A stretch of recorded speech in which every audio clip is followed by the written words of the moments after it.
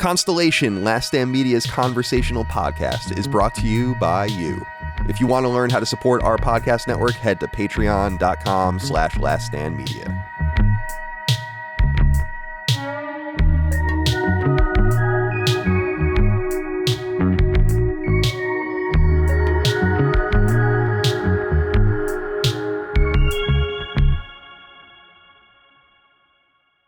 Greetings and salutations. Welcome back to Constellation, Last Stand Media's conversational podcast. My name is Colin Moriarty. Today, I've brought with me the same exact group of people we've had a few weeks ago for another political episode. But I want to be honest. I emailed everyone and I'm like, I'm not really married to any idea. Everyone wanted to do this episode, however, because there's so much to say since last time we spoke, which was the day after the debate. It feels like an entire lifetime has happened in the last less than a month. So let's go around the horn and say hello to everyone. Chris Raygun. Good to see you, my friend. How are you today? I'm well. You know, it's a Friday. Feeling good. I got a busy weekend planned, so it's good. Good vibes, you know. And I'm excited for today because we're gonna see Deadpool tonight, which I actually have no idea what. I really don't care about Marvel or anything, but we got a plan to see Deadpool today. Over the weekend, I'm gonna be going to Joshua Tree. Oh, cool. Yeah, that'll be fun. That's exciting. Is it with a female that you're going with? Potentially, maybe. Potentially. Exciting. Depending on how they feel when they wake up today. Yeah, exactly. Well, she's gender fluid. It's good to see you, Chris. Thank you for being here. That's the America the liberals want. Is it? Right, is exactly. it not? Yeah. I always have one eye on the liberal agenda. So I'm drowning in gender fluid. Gross. It's sticky, but it tastes like cotton candy. I'm surprised I've never heard that joke before. It just tastes of whatever you ate. Gender fluid bukkake, right? Yeah. Already. How deep into this episode are we? Yeah. Let's just move on. Yeah. Gene Park. Good to be with you. How are you today, my friend? Yes, Gene Park of the Washington Post, who just said gender fluid bukkake. I'm doing good. That's the least of the Washington Post problem right now, based on the news that I'm reading. But sure. Yeah, I'm doing good. It's been a crazy week. Chris and I we're big fans of something on the internet that happened recently. Boogie 2988, trending gamer of the year in 2015, I think. Right after Greg Miller lied about having cancer for 2 years. Turns out he just has a blood problem that might lead to cancer. And he is on a podcast called, I'm trying to do the Wikipedia explanation of this, but he's on a podcast called Lol Cow Live. It's called that because you milk these sad bastards for the lols. Right. Yeah. So it's a podcast with Tommy C, Wings of Redemption, two guys I don't know about, but of course I know Boogie. And then so earlier this week, they fired him off the show because he's a fucking liar. But then he needs the revenue. So to get back on the show, Keemstar, Mr. Drama Alert, and the PT Barnum of the internet forced Boogie to have the word liar tattooed on his face in Comic Sans, as suggested by Mudahar, on his face for 2 years, for as long as he was lying about cancer. And so he did it. So now he's back on the show, and they just live streamed it. So, you know, I know Chris has been locked into that drama too. It's sad and funny. Like, I don't know, man. There's something about it that's just like, what? Because I met Boogie a couple times. Oh, no shit. Okay. Yeah. And he always struck me as just like a strange fellow. And okay, I wasn't quite sure how deep that strangeness went. And now it's pretty clear. Yeah. I mean, I do recommend episode Lol Call Live. The episode before that, they forced Boogie to come online and answer accusations that he is lying about his childhood sex abuse. So they went down a list of all the sex abuse that he publicly claimed occurred to him, and then made him defend again why his mom slapped his boner whenever he had a boner. Oh my God. Gene Park of the Washington Post. That's a guy who probably isn't. I mean, I was in Vegas about 4 years ago, and I don't know him barely. And he was texting me because he was kind of on I don't know what the words that are, people don't say well, fuck it, I'll say it. He kind of seemed like he was edging to suicide, right? I mean, this was like he was threatening it. People were talking about it. They were, right. And this is kind of a cloud that's over him all the time. Like, it's like, oh, is he going to do it? Is he going to do it? And so I was sitting there in Vegas with my family, just like, and my kids are like, you're talking to Boogie? I'm like, dude, I don't know this guy. I barely know how we connected on DMs, but I'm telling him, don't kill himself. I was like, what is going on? He found your number to tell you I'm going to kill myself. I think it was like I reached out and said, hey, come on the show. And then he started following me and we never really talked. And then one day, it may have been me that reached out because I heard he was suicidal. And I'm like, dude, I just want to let you know, I'm in Vegas, but if you want to give me a call, I don't want you to off yourself. And I just figured he would say, okay, thanks. And I'll call you if I need you. And it just kind of began a little bit, not a long thread, but I was just like, what is going on? And I don't know how much of it's an act anymore. Right. Yeah, because it seems like it's like, but I'd hate for this to be pulled up in, 8 months. And it's like, well, it wasn't Crying Wolf, the guy's clearly in a lot of pain, but like Jay-Z says, my pain, your entertainment. So yeah, that's all art. I mean, yeah. And by the way, David Jaffe, welcome to the show. Before I even get into anything, how are you? Hello, everyone. That's all good I got, Colin. It's good to see you soon. You're like, please just get it out of the system now, Jaffe. Just go. No, it's all good. Oh, it's all good. It's all good. Do you think I'm mad at you? I keep inviting you back to the shows. Why would I think you're mad at me? Well, because not mad, but that you think I'm critiquing your performance sometimes. I think based on what commenters say, but you have to understand, I don't care. No. You have to understand. I don't care either. You and I are like if somebody wanted to make some money, they should put us in an apartment together for a month, because we're the odd couple, right? I just always, I worry about you because you're so low key that I'm like, are you okay? And you're always like, Jaffe, I don't really, no. I'm a big fan, Colin Moriarty, Willy Wonka shirt, man, guy. Yeah. One of a kind. You guys have inspired me because I always thought I was too old to wear t-shirts with prints on them. And you guys are all younger than me, but I'm like, fuck it. I'm going to do it. I'm going to do it. I love graphic t-shirts. I do too. Jaffe, everyone always complains about how you interrupt people. I know. Everyone always complains about how I interrupt people. So you and I are in the same boat, basically. And I don't know, fuck off, like we're having a conversation here, like I'm sorry, Well, okay, part of it is that, and you're right, and I am trying because I do read the comments, and I know it's a bad habit that I have. At the same time, I read them too. It's a bad habit too. Yeah. But at the same time, and I've talked to Colin about this before, where his Italian heritage, my partially Jewish heritage, it's always been fascinating for me when I would hang out with like very waspy people, and their take on conversations is much more of a now I speak and now you speak and now I speak and then I say something passive aggressive. Whereas Jews and Italians, it seems like there's a lot more like, hey, fuck you, motherfucker. There's a lot of that, and I love that. And I think part of that people are picking up on is that, but part of it is also a bad habit that I just need to shut the fuck up and listen more. And I want to get better at that, and I'm trying. Well, I think a good way to like work around it, because I understand, like, especially in most conversations, they're finite, right? You want to say something, you want to get it out. The way I stop myself from interrupting usually is just by being like, the show goes as long as we want it to, so I can say what I want to say. Like I'm not on fucking MSNBC for an 8-minute hit or something like that. Right. I can really just sit back. But before I forget, this is a little bit of a non sequitur, but going back to Boogie, 2 things. Okay. So first of all, I met him too. I met him back at VidCon 2014. I've talked about that in the past, and he was like wheeling around a wheelchair, like his like electric wheelchair. Yeah. I shouldn't laugh. I don't know why I'm laughing. I'm Gene Star now, Yeah, you are. That's Gene Star. And did you see the clip with who's that Asian comedian? He's Bobby really funny. I think it's Bobby Lee. And somebody on his podcast was talking about. He's like, "Don't you fucking laugh at this." Don't you fucking that was laugh. Bobby Lee. That was about his sexual abuse or whatever. Of a Down syndrome. It reminds me of what Gene is saying. It's like, why am I laughing? It's like, I know it's terrible. It's so good. That clip is fucking hysterical. There's nothing to laugh at. Anyways, I'm sorry, Colin.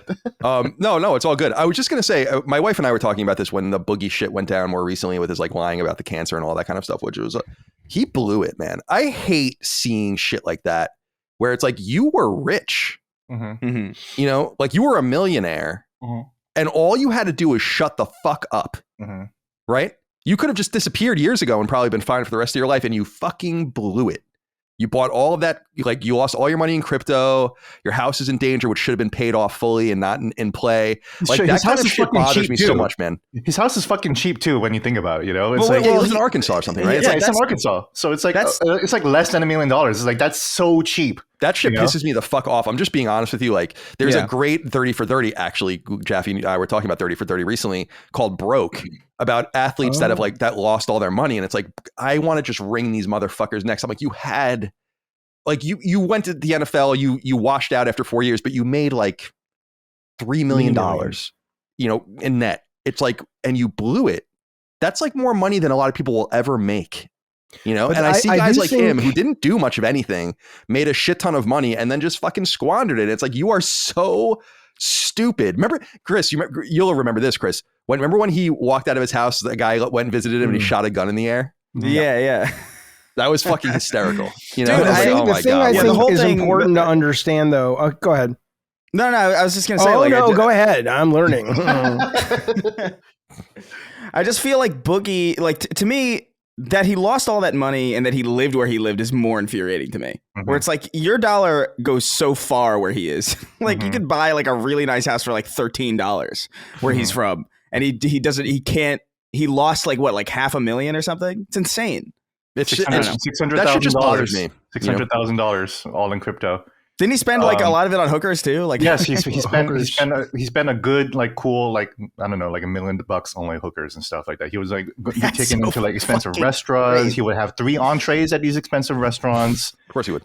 And he would take them to Disneyland and all these places. And he would and that documentary by Mike Klum. There was one hooker was I stopped having sex work after the Boogie experience. Literally, because she made so much money, or because because she was so fucking disgusted with herself. Boogie literally turned a hoe into a housewife, bro. That's crazy. Yeah. That's wild stuff. I just want to say, because I think there's and I think he's funny and all this stuff, but I think there's I heard Will Smith say something once about so many people, and I can relate to this at a very small level, but so many people who find success like that. It's because, the very thing that leads to their downfall is also what led to their success. It's like they're putting their shit on display and they're making money off of it. But it's not to be disappointed that Boogie lost everything is to assume that Boogie was playing a character all this time. And I get that Francis is a character that he played back in the day, but Boogie is Boogie. And the fair. Things that made him the money are the things that lost him the money, which is he doesn't have his shit together. So to expect that is not realistic, but it is shitty. It is shitty. Yeah, it just bothers me because I think about the people who are everyday normal people. Most people have to go to work, barely make ends meet, have no choice, would fucking kill to be in the position that we're in, or other people. I mean, Boogie was much more famous than I ever was, even at IGN. And it's that kind of, I just always get mad about that because the more money I've made and the more successful I've become in my life, the more paranoid I've become, to the point where it's I must ensure I never have to work a real job again, Mm-hmm. So that means not spending the money or investing it, paying the house off, making sure you have no debt, paying your student loans off. I've done all of these kinds of things to just be I am so scared of the other shoe dropping that I am I don't want to fuck anything up and spend I'm always going to make this much money. And so you're right, though. That's my mentality. That's me. As opposed to freedom. But once you have that freedom, though, it is. I mean, you do what you got to do, but it's terrifying to think about having to go back to answering to someone. It's a scary mentality. So I totally get where you're coming from with that. I mean, it's funny, Jaffe. I don't know if you guys can relate to this too. You all live in apartments now, I think, and I lived in an apartment since I grew up in a house, but since I was in college, all the way until I bought this house. There's nothing wrong with living in apartments. I lived in many of them, but I even get anxiety when I look at an apartment building sometimes. And I'm I can't believe that I had to listen to people above me and the neighbors fight and do all these and have no control. I can't go back, but when you're wait till you own your house a little longer. Because I get anxiety. Me and the kids were looking at YouTube videos of those, here's a $40 million house in Malibu, and it's just fun to watch and, real estate porn. But I told them, I said, my response when I was younger was like, ooh, I want that. And now my response is, oh shit. Okay. So if you take the 40 million, you probably got to add, forget the property tax you got to add to it. Now you got to also add all the people that upkeep it. And then when shit goes wrong, I mean, having a house for me with ADD was like a second full-time job. And so I've never been so thrilled to be out of that fucking place. Because you and I have talked about that. And again, I'm not saying anything bad about apartment living. There are many people have to live in apartments. I lived in apartments in my 20s and all the way through my 20s and all the way through my 30s. Do you think there's like apartment shaming? You keep saying that like apartments are bad. No, because I'm not trying to make people feel like you're wrong for living in an apartment. What I'm saying is it gives me anxiety losing that level of control where I would have to not live in a house. I guess what I'm saying is I am mega risk averse. I don't think anybody's smart. You got to be. I don't think anybody's taking it that way. I think like it's just different kind of preference. You know what I mean? Like I'm not taking it that way. I'm kind of the same way too. Like I lived in an apartment growing up. And then my parents moved to a house, and then I watched them like stress out about like all it's like the boiler's got to be replaced. The fucking oh my God, there's a fucking boulder shifting underneath the foundation of the house. What are we gonna fucking do about this?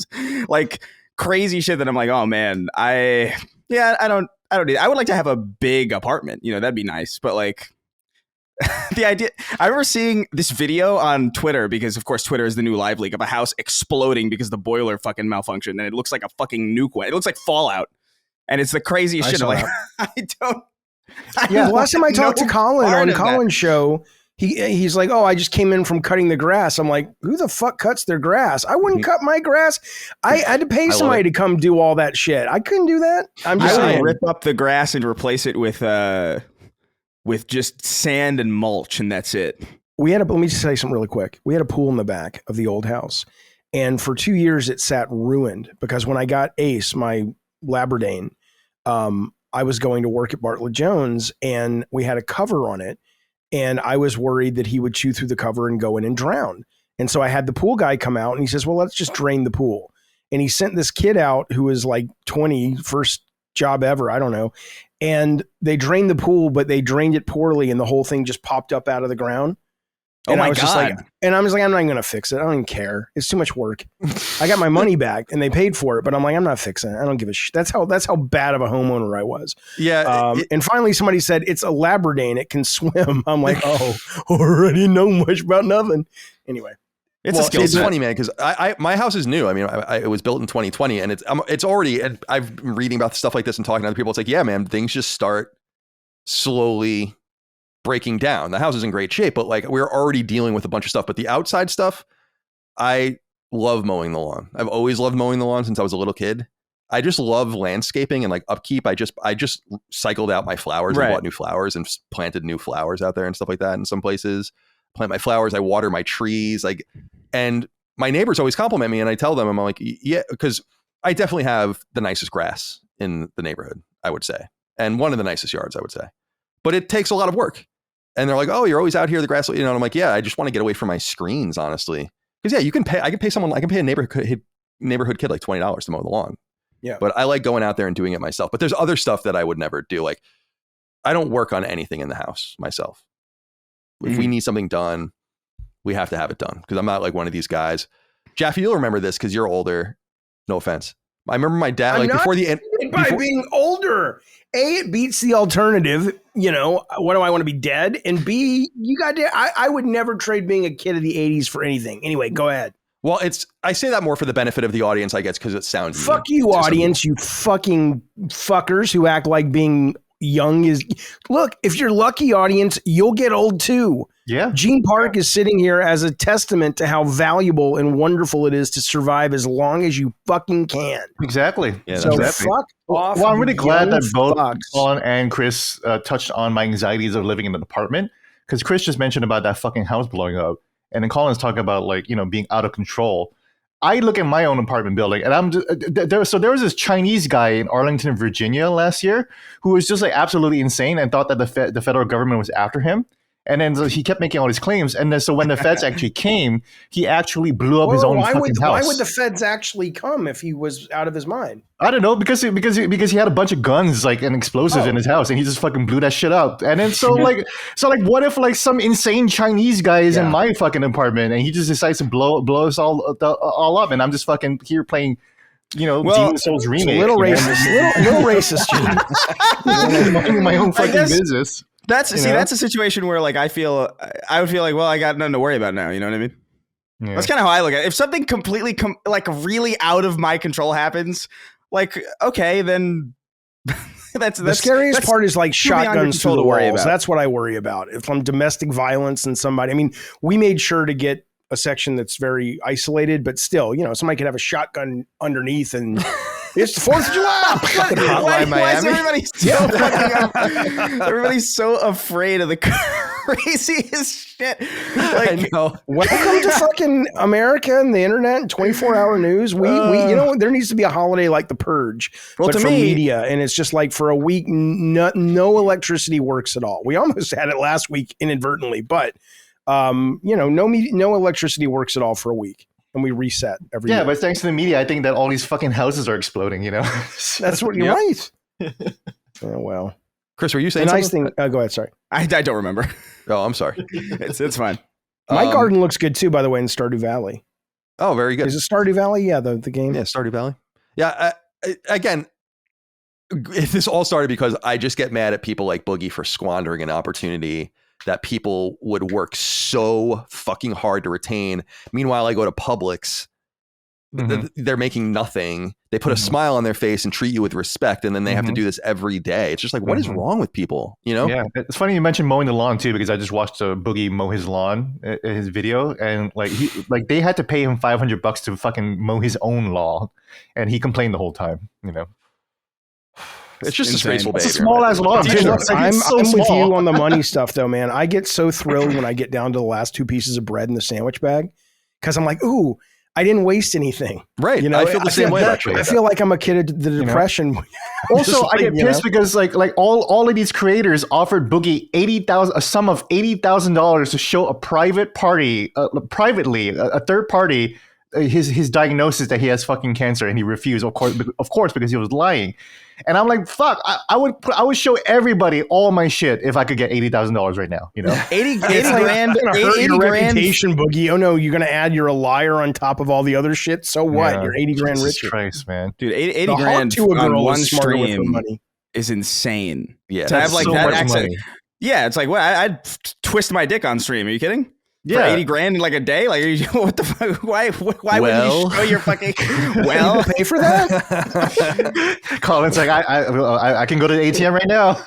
No, Colin's more like a new Patreon tier has just entered my mind. Yeah, one of one, $80,000. Right. Well, it'll be $100,000. Chris will get 80. I'll take 20. That's my cut. Yeah. And Chris twists his dick on a stream. Yeah. Whatever that means. Well, he's like, I'm circumcised. I already gave my cut. We can just merge Chris's OnlyFans into the Patreon, right? So, right. Yeah. Also, Jaffe, the sound that you make is the same sound that they use on Low Code Live. You guys are the same fucking sound. Dustin sent me this sound card. Trust me, if I knew how to change the sounds out, I would. But I don't fucking That's the only sound they use on Low Code Live, and it's also the only sound you use too. No. I had a dolphin sound for JD Vance, but it's not coming through. So I got to talk to Dustin. Oh boy. All right. Well, that was a fun little intro, but we wanted to gather today, kind of freeform, no specific topic, but just talk about the situation as it is right now. Just kind of a warning note for everyone. It's just the same kind of warning note. And I don't mean to be too curt, but if you don't like politics, I totally appreciate it. If you don't want to hear about it, I get it, because I usually don't want to hear about it. You have to opt in to a podcast. So let's not complain about topics that you don't like. Now you can complain about the content of it if you want. But that we're doing this, people think it's me that drives a lot of this stuff, and they don't realize it's not. Like, I went to everyone and was like, what do you guys want to do? But what did I say? My answer was, I don't care. Yeah, exactly. And that was my answer too. UFOs, whatever you want. I was probably the most enthusiastic. I was like, oh, we have to do this, So. Yeah, and Chris was down, so I'm like, yeah. I don't want to shy away from these topics. I just want people to know that I understand that some people don't want it, but we have to be. I need to be myself and like do the. And can I say something to that? Yeah, go ahead.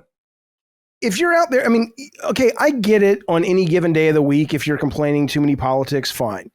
But we are living in very weird times in the political landscape, which will affect all of our lives. And you may not like it And I appreciate that. And you may be annoyed with it. And I appreciate that. You have a right to be.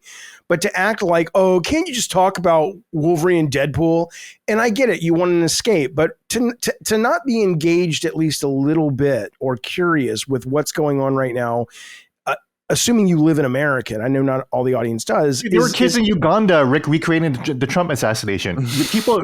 Children in Uganda are talking about this. You know, you have no attachment to this whatsoever. They probably have no idea who the fuck Trump is. You know, it's like, is that the guy that got hit in the ear with glass and not the guy from Home Alone 2? Yeah. Anyway, sorry. I just want to be. It's just. You know, it's important. Well, this is a really weird fucking year. This is not normal, by the way. Maybe if you're young and this is your first awareness of it, you're like, what? No, this doesn't happen. This is fucking weird. Well, I think you're speaking. Oh, I'm sorry, Chris. Go ahead. Well, I was gonna say things haven't been normal for a while. To be frank, like in the last 8 years, things have not been normal at all. But yeah, I agree. No, I'm sorry, I interrupted you. I think. What we're speaking to, I think, is the difference between escapism and apathy. And I understand that people want to tune in the shit and not hear about it, which is why I'm clearly labeling this podcast, and it is what it is. There's just no, you would have to opt in, and then it's like that. But I do understand people's want to get away from things. But that's smart. Apathy is a major turnoff to me. Not in relationships, forever, just generally with people. If you're apathetic about shit that's important, I don't find that very cool and interesting, So I separate those two things. I get that people, as I hold a Mega Man figure while I'm talking about it, I understand people's want to escape, but I want people to also tune in and have an opinion. I very much believe that people's apathy got us to this position more than anything else, because I was like, Jaffe and I have talked about this in the past, where I'm like, what's so fascinating about the House, specifically the House of Representatives, is with just civic engagement, you could turn that entire thing over every 2 years if you wanted to, if you wanted to, and that, to me, is incredibly powerful. That's that's a level of power that most societies over time would have dreamed of. And we just sit back and let these I was telling Micah, I know I'm very politically engaged. So I know, most names, most faces, in the House and the Senate over time. I was watching an interview, and it's there was this House member from Texas, a Democrat, right? And it's and they're like, oh, this is so-and-so. I'm like, oh, is he a new member? And then it's you're in your 16th term. And I'm like, what? Yeah. Who the fuck are you? Why have you been here for 28 years? Why doesn't anyone care? That someone who's mega civically engaged has never heard of this person. This person has more power than almost anyone in history.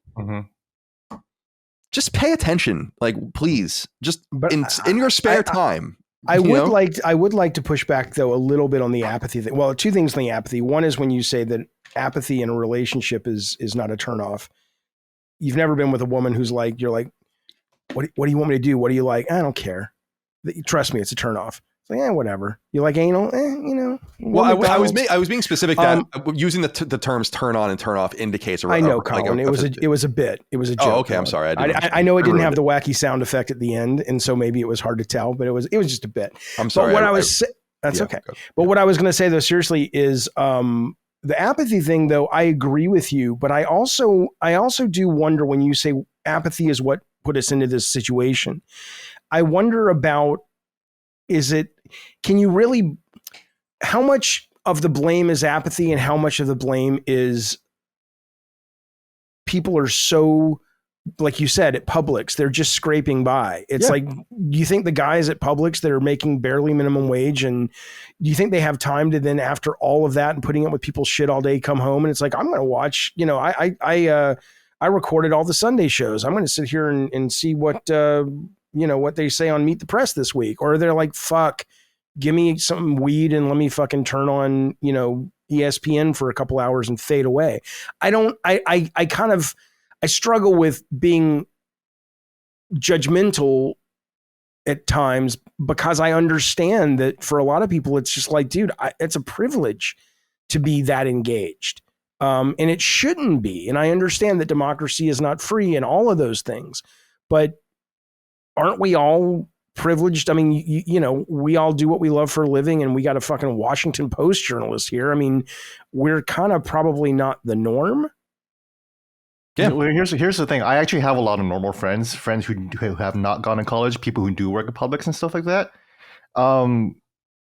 I think that their level of disconnection is much deeper than they are just busy. That they are, as you said a lot many times before on this show, some people are just willfully uneducated. You know, there are so many American citizens out there right now who could take an American citizenship test and they will completely fail because they don't know the different branches of government. Mm-hmm. They can't tell the difference between city council, state legislature, Congress. They think everything is Congress. You know. So I think you are kind of overestimating the level of intelligence in the community. I'm saying that most people are really, really fucking stupid. And is it intelligence or ignorance? It's an education problem where it's like whatever civics classes that we're taking in school is not getting through.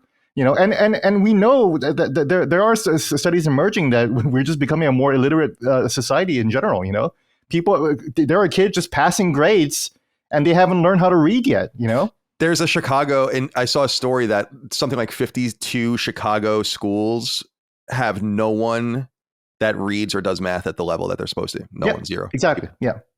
So that's the level of civics in the future that we're talking about. You know. Right. So what is that? Is that idiocy and stupidity and lack of intelligence, or is it just lack of opportunity and? You know, like what do you blame that for? I don't think intellectually we're getting stupider as a species, are we? There's less demand of us. I don't know if we're literally getting stupid. I think, I think you say something interesting, Gene. I was going to expand on that in some sense, which is I think what Jaffe's saying is probably right with some people, but I also think it's important to remember that people from the trenches have exercise some of the most political power ever in our society, from things like getting the women to vote, the Civil Rights Act, and you know all of that kind of stuff, and obviously things going all the way back to the 19th century with stuff like abolition. Like I just feel like grinding at the bottom, and labor, by the way. Like, but that affects them daily to their personal lives. When you and I get that, but when you're talking about what's happening in Gaza or what's happening in Ukraine. Most people are not going to. Yeah, well, we're kind of not talking about that though. I think what Colin is talking about is getting involved locally, civically. Right. You know, vote for your city council. Pay attention to what your mayor is saying. You know, and what benefit us? So that's the problem. Wait, let me finish. This is the problem with the internet. That is national. I work for the national news, right? We shouldn't be. Most people shouldn't be giving a shit what Israel and Gaza, what was going on in Israel, Gaza, or you fucking Ukraine or whatever like that. You know, but that's too much. But part of the problem is that the internet has nationalized news, and you got guys like us at the Washington Post saying, no, you have to pay attention. Fucking, this is the most important election in history. Don't you know? Every 4 years, this is the most important election in history, right? And then so like we're like, no, you have to pay attention to what Trump is saying. And it's like, so that's where like the overwhelming happens. And it's like you just don't have the capacity to pay attention to what's actually going on with the bullshit in your town across. Okay, so go local then. Let's assume local papers are still there. The problem is that the local papers aren't there anymore. So. I know, but I mean, I do my best to vote locally. I read about the judges and all this stuff locally, but I never get the sense for the most part, unless it's like we want to put up a giant building, you know, that everybody hates because it's in the shape of penis or something. It's very rare. There's like a local issue. Like what local issues could you convince the gen pop to care about that would make them go, oh, I will go and vote for the school board or whatever. I mean, most people just seem like, it's fine. Well, then you got all these issues in the school board about, you know, books they're talking about, you know, critical race theory or blah, blah, blah. And it's like, okay, well, if the younger generation cares about that, then maybe don't focus so much about, you know, what's in your video game or whatever, and just fucking focus on what's going on in schools, you know? Yeah. I think ultimately what's going on is really just like we are not equipped evolutionarily to deal with the amount of information that we are forced to digest on a daily, weekly basis. I think the internet and technology has greatly outpaced our biological ability to keep up with it. And I think what you're seeing is less less of a fall off of intelligence and more of just like a genuine, like, this is just not digestible to people. And eventually people will just shut off, because like that's what people do if they're overwhelmed. And if that happens every day, if everything is the most important issue, then nothing becomes the most important issue. Yes. And I don't think you're necessarily stupid for falling into that, thought process, because that's just like a natural thing that would happen just for basic survivability. You cannot exist in a state of pure anxiety over every single, thing that happens, and also maintain yourself as an organism. You know what I mean? Like, it's just it doesn't behoove your average person to pay attention to all this stuff, even though it literally does. Totally. Yeah. I think that's really smart, and I think that's a very, very good point. I have a question kind of related to that, because, and I don't know if this has been proven or not, but the other day there was a news story that on Twitter there was like a leak of a group of kind of far right wing tweeters, or whatever you call them, members of X. Oh, yeah. And that they were allowed to basically say all kinds of horrible hate speech and stuff. And the algorithm, or the mods, or however they do it there, were like, these people get a pass. They can say whatever the fuck they want. Oh, the Twitter, you're talking about the Twitter API thing? That yeah. And if that's true though, that, I mean, it really does start to make me wonder about Elon Musk, and it makes me wonder about, and maybe this is what the conservatives were worried about back before Elon Musk took over, which is now we're kind of seeing, at least we're seeing what I feel is what they were saying that the liberals were doing to social media. Because I'm looking at Twitter, which, even though I'm on Threads, it's like I have like 80,000 followers over there, so I post a lot over there.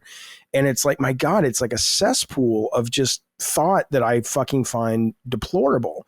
And I mean, I wonder, is that because you guys are much more centered and right than I am? Is that something that bothers you, or you guys don't really have a problem with that because maybe you're a bit more aligned with not the far right wing hate speech, but you're more aligned with a centrist view, which those topics tend to be more than my progressive mind. I won't even feign caring about putting fingers on the scale on some of these platforms when it's happened for years and years and years and years in one direction. So it's like, okay. To me, it's like it's the same thing that's been going on. It's just who happens to be in control. One cut against like an entire army of people going after everything that had anything to do with the right wing and propping up left wing thought. Dude, look what they did to the New York Post Hunter Biden story before that's like a classic example of that was a deep level of manipulation that might have tipped the election, since it was only, a few tens of thousands of people that would have tipped it one way or the other.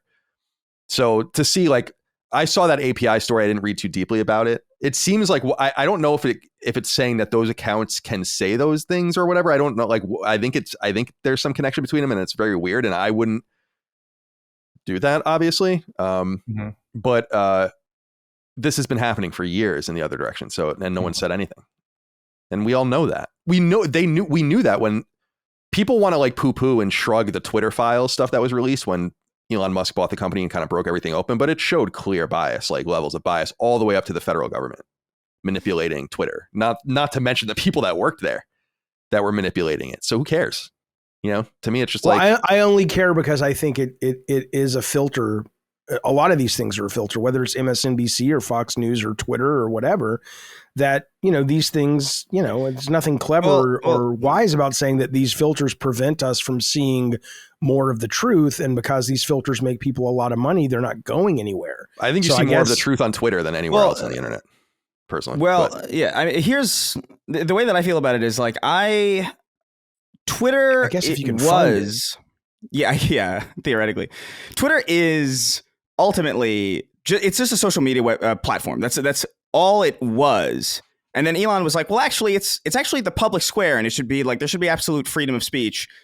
And so when you acquire a social media platform that is just a social media platform, and then you purport to treat it like a platform of free speech, and then you give special privileges of people to say certain things, and then exemplify everybody else, it's like that's kind of insane.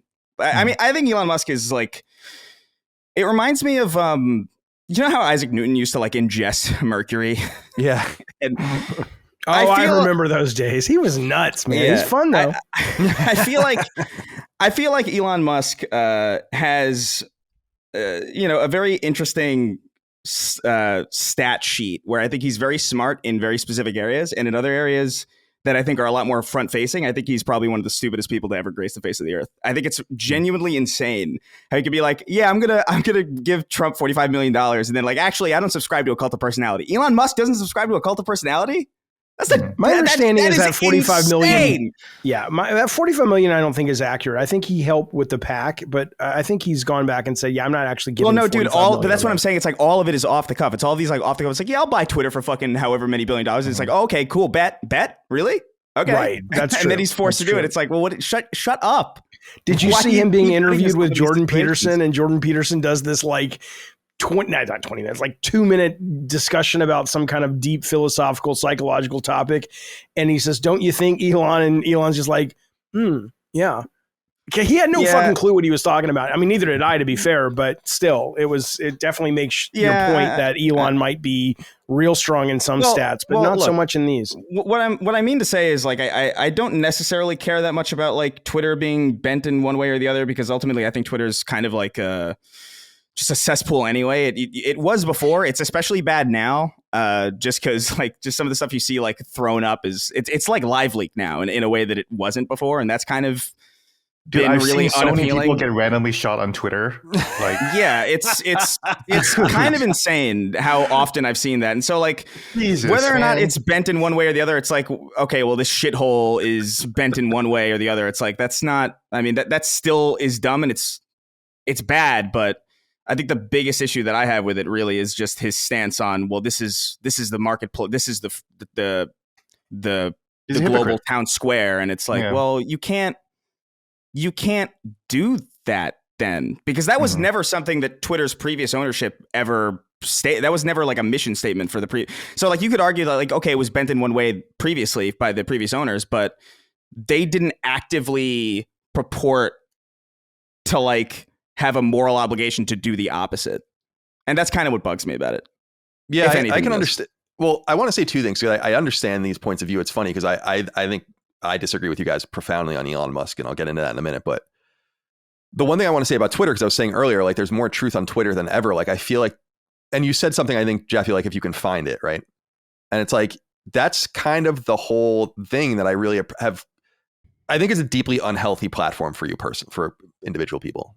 But it is the greatest, I think, tap into general consciousness in some sense we've ever had, which is probably why it's so overwhelming to use. And unfettered, it's got a ton of bullshit on it. Lies, obfuscations, propaganda.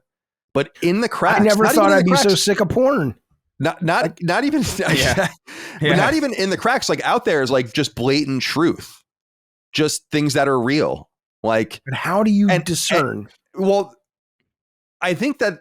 So this gets into why I think point. That's not your point, though. Your point is it's just not. I just there. think that there's something actually really becoming increasingly special about the way Twitter or X or whatever works now.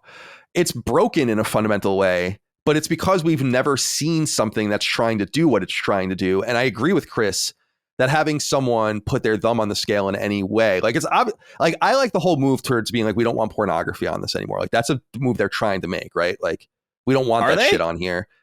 Well, that's what they've said. Like that they've identified certain things, and I actually appreciate that. But what I think it should be is just a series of filters and AI that will ultimately read and filter all of this stuff for you, and so you can get this perfect but unfettered feed, which I think is kind of interesting. But I will say this about, and it's again, I want to reiterate, deeply broken, but we just don't know what to do with it yet. But I will say this about Elon Musk is, you guys, I actually see him as somewhat of a heroic figure. And a deeply American figure. We definitely disagree. Yeah. Like, yeah. I think he's flawed in substantial ways. And I wonder, it's so brought up Isaac Newton. It's a funny person to bring up. We saw Edison and Einstein and stuff in the more modern era.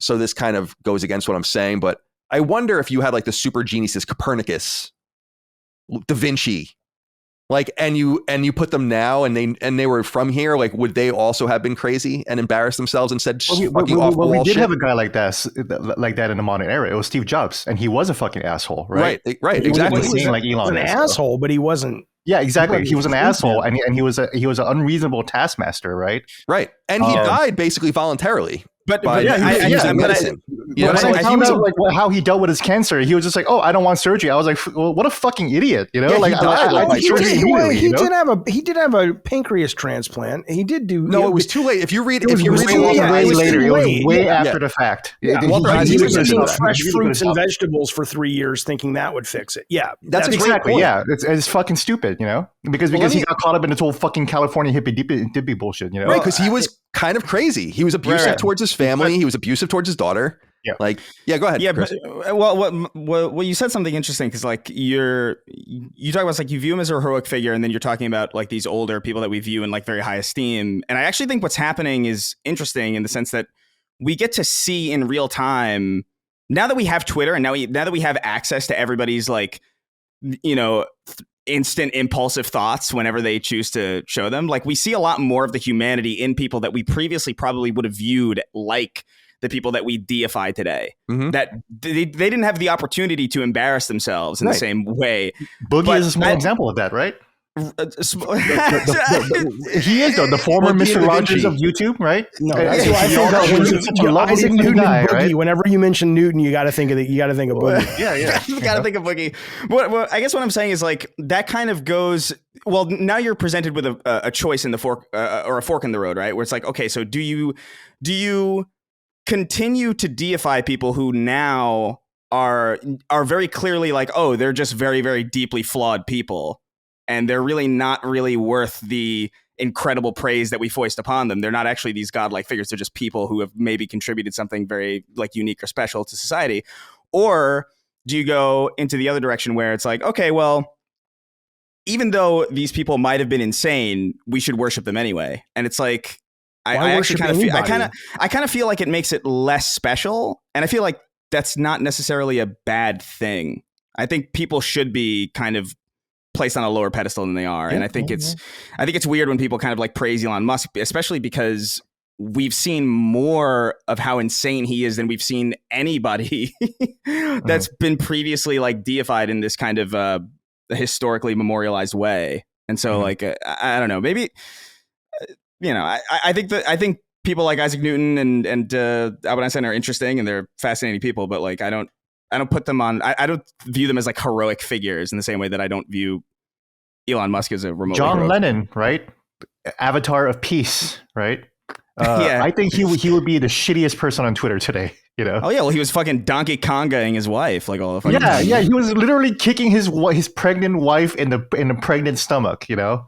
But most people don't know that. You have to read. You actually have to read fucking books about that, right? That's what John Lennon was on Twitter. He'd be like, "Yo, I just punched my fucking wife in the stomach." You know, Falcon punched her. You know. Yeah. So do you think we would be better so we off? shouldn't have deified John Lennon also, but John Lennon was a hero of mine too. But then now I'm thinking, maybe these people don't need to be be called Well, I just think everybody needs to be just kind of like leveled out a little bit. I want to ask. I want to ask about that real quick though, because I agree with that, but it makes me wonder about whether you're talking about religion or these old figures or the founding fathers or Elon Musk. It's like there clearly is something that we as a species have in us where we feel, or celebrities like Taylor Swift, we feel the need to do that with people. And I wonder, like going back to Twitter and what Colin is saying, perhaps it is actually this fire hose of experiencing a way of experiencing humanity we haven't seen before, but maybe in that we can evolve to stop doing that. And maybe we'll get better as a species unless maybe we need to deify. You can't unwind. We can't unwind from here. It's over. No. You know, that's the whole thing about like going, like eradicating nuclear weapons. If we stop if the cult of personality gets totally whittled and destroyed by things like exposure from things like Twitter, doesn't that actually allow us to start going, wait a minute, we can take the good and still recognize the bad and stop making decisions out of emotional places and out of more logical places? Well, all right. So here, I never really even got to explain why I consider him somewhat of a heroic civic figure. So you guys can, and again, I'm not trying to erect Christopher Columbus like statues to him or anything like that. I would just want to tear them down if it was Christopher Columbus. Yeah, they'll just spray paint ACAB on it. No, I would. That just happened 2 blocks down from where I'm at. But which is just it's just crazy, man. It is not people crazy. waving Hamas flags. It's like, I don't know, dude. That's different. That's different. That's different. If you're going to have a goddamn statue in a museum, that's cool. But if you're going to remain after you find information out about people that have been deified, that you in deifying them have put statues up, and you're going to leave those up in public spaces and act as if the public is supporting the message of that person, I don't think that's crazy. I can't go down this road with the Christopher Columbus statue right now because it's just any statue. Let's try and say. Wait, hold on. Let's try and say because you're going into your. I want to talk about Elon Musk, right? or where Elon Musk statue. Fine. Okay, yeah. So no statue for Elon. No statue of Elon Musk. But here's why I think he's a heroic figure and why it's deeply American, in my opinion, is he's not from here, and he came here and realized. And regardless, I haven't read the Isaacson book about him, which is supposed to be really awesome. But regardless of how he got here and advantages he got and whatever, I don't give a shit about any of that. Where I feel like he becomes a heroic and interesting figure civically is when you realize that he's exercising soft power just like everyone else, but he has the balls and the audacity to say he's doing it. It's not like George Soros funding every single DA in every single race in the United States, but saying nothing. And it's not like can you say that? What do you mean? Well, Chris, just if you say if he has the balls to say he's doing it, well, he says he's basically offering freedom of speech, but then he puts his thumb on the scale. I know you don't care about that, but from my perspective, he's a person who's willing to use his wealth and his power to, first of all, set things forward in what I would consider two really important companies in Tesla and SpaceX, which are revolutionary companies. And just period. Like, I don't give a fuck how you feel about Elon Musk. And how, like, do you have any idea how hard it is to create a car? How expensive it is? How that problem has scared major companies away, including Apple recently, as we know, because it is so difficult to do it. And he built this thing along with others that founded it, but he's the one that brought it to what it is today. It does more. And he says this, and it's true. It's like he's doing more for like global warming than any individual that's ever lived just by owning that company and trying to unwind people from not Mr. Beast. Fossil fuels. I'm sorry. Well, not Mr. Beast. He took all the garbage out of the ocean. Remember? That's right. Well, you'll put it back in though. Yeah, I'll get it. SpaceX, I'll give you though. NASA's completely reliant on SpaceX, and so is the private space industry to get their satellites into space.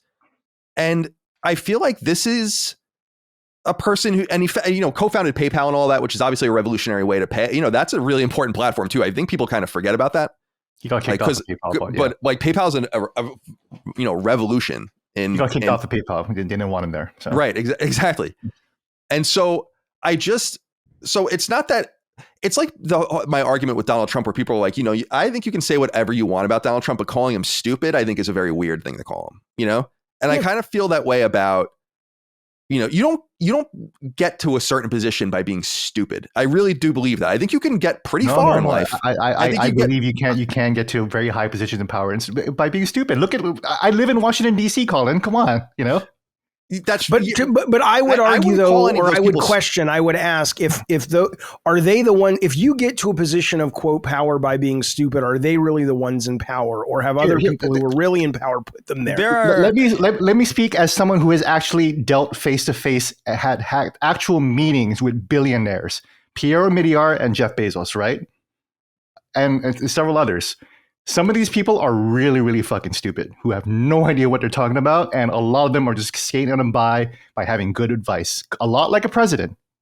That's where that's where I think a lot of, like Dustin has said this before, like you don't become a billionaire. Like I've always had a problem with that, because it's like you have a team of people supporting you to do that.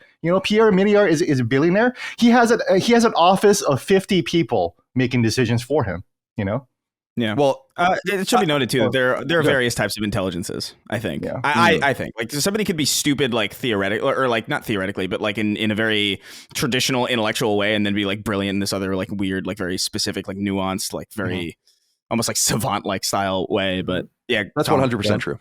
Mm-hmm. Totally.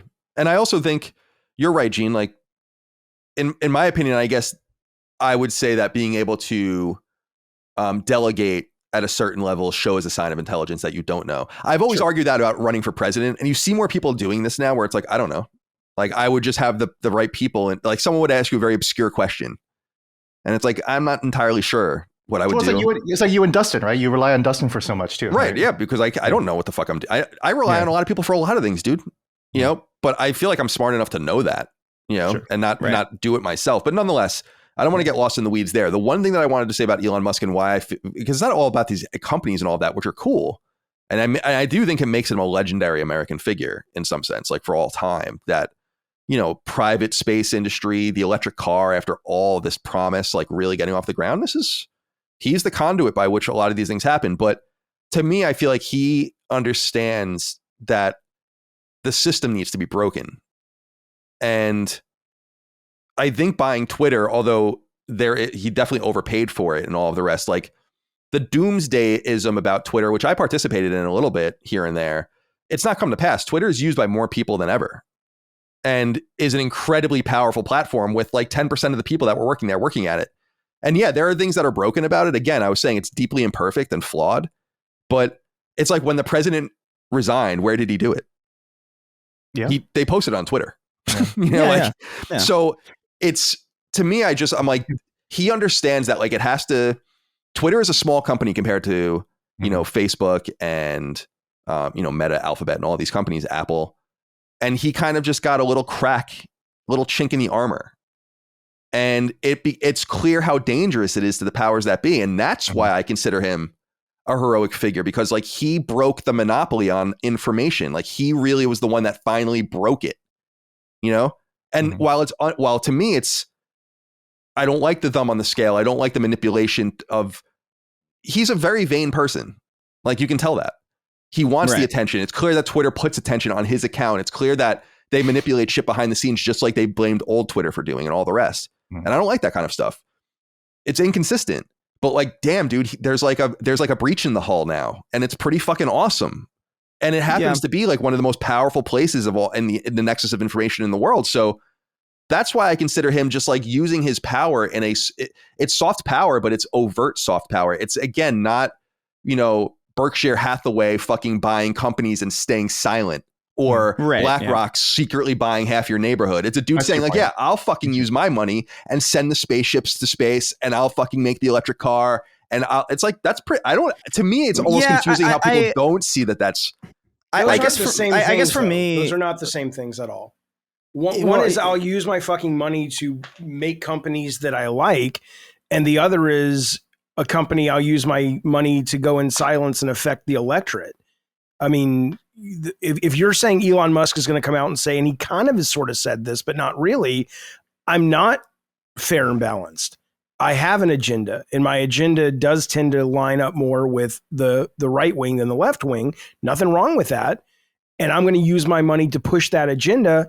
Then I think what you're talking about is apples to apples. But just because he uses his money to build companies that we all think potentially could be interesting versus buying a newspaper and staying silent while he pulls the levers behind the scenes, I don't think those are the same thing at all. Yeah. Oh, sorry, Chris, go ahead. Well, no, I was just going to say, like, I think I don't think that's invalid, but I also kind of feel like it's like bare minimum praise in the sense that like honesty isn't by itself a virtuous thing. Like, I think like if someone's going to kill somebody and then lie about it, and then somebody's going to kill somebody and then say, yeah, I killed it. It's like, I killed that person. It's like, it's still a murderer. You know what I mean? Like, just being honest about it doesn't like make them like marginally more like, you know, moral or anything. Like, I don't know how I feel about that really, but it's also kind of like beside the, I don't know, it's technically beside the point.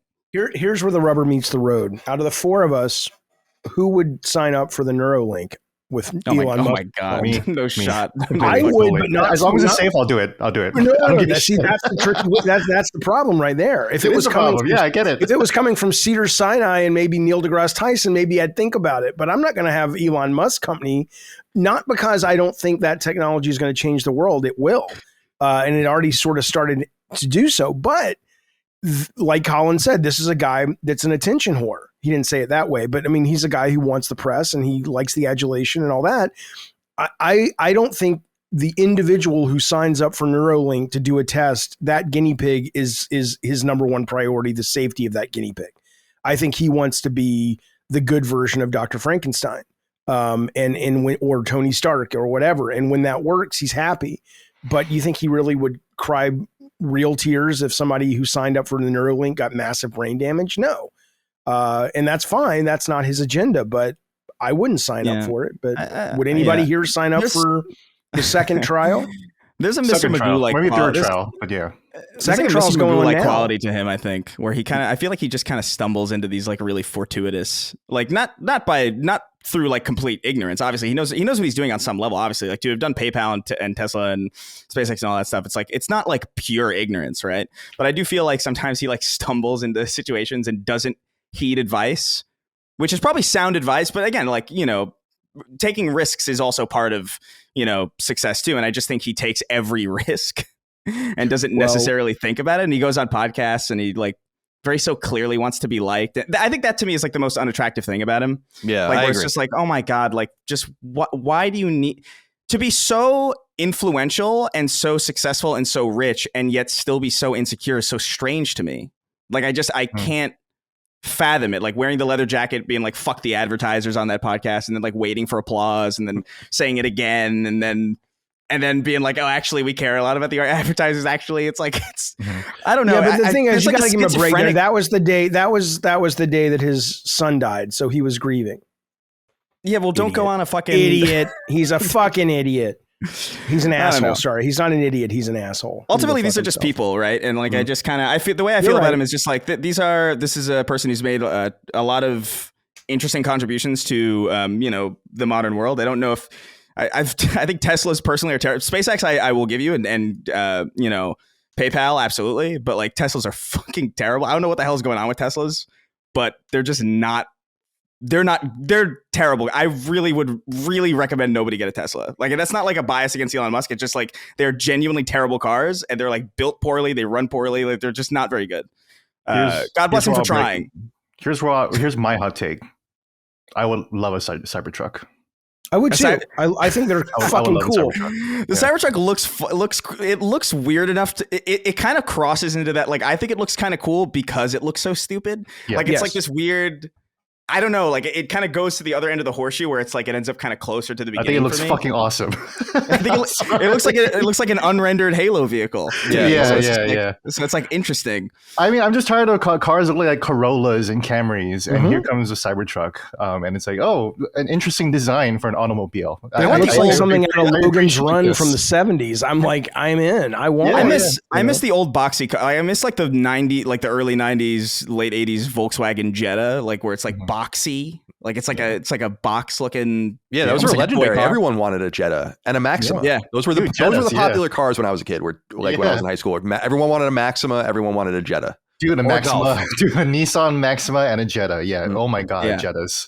I'm surprised I'm either not gay or trans because I wanted a cabriolet.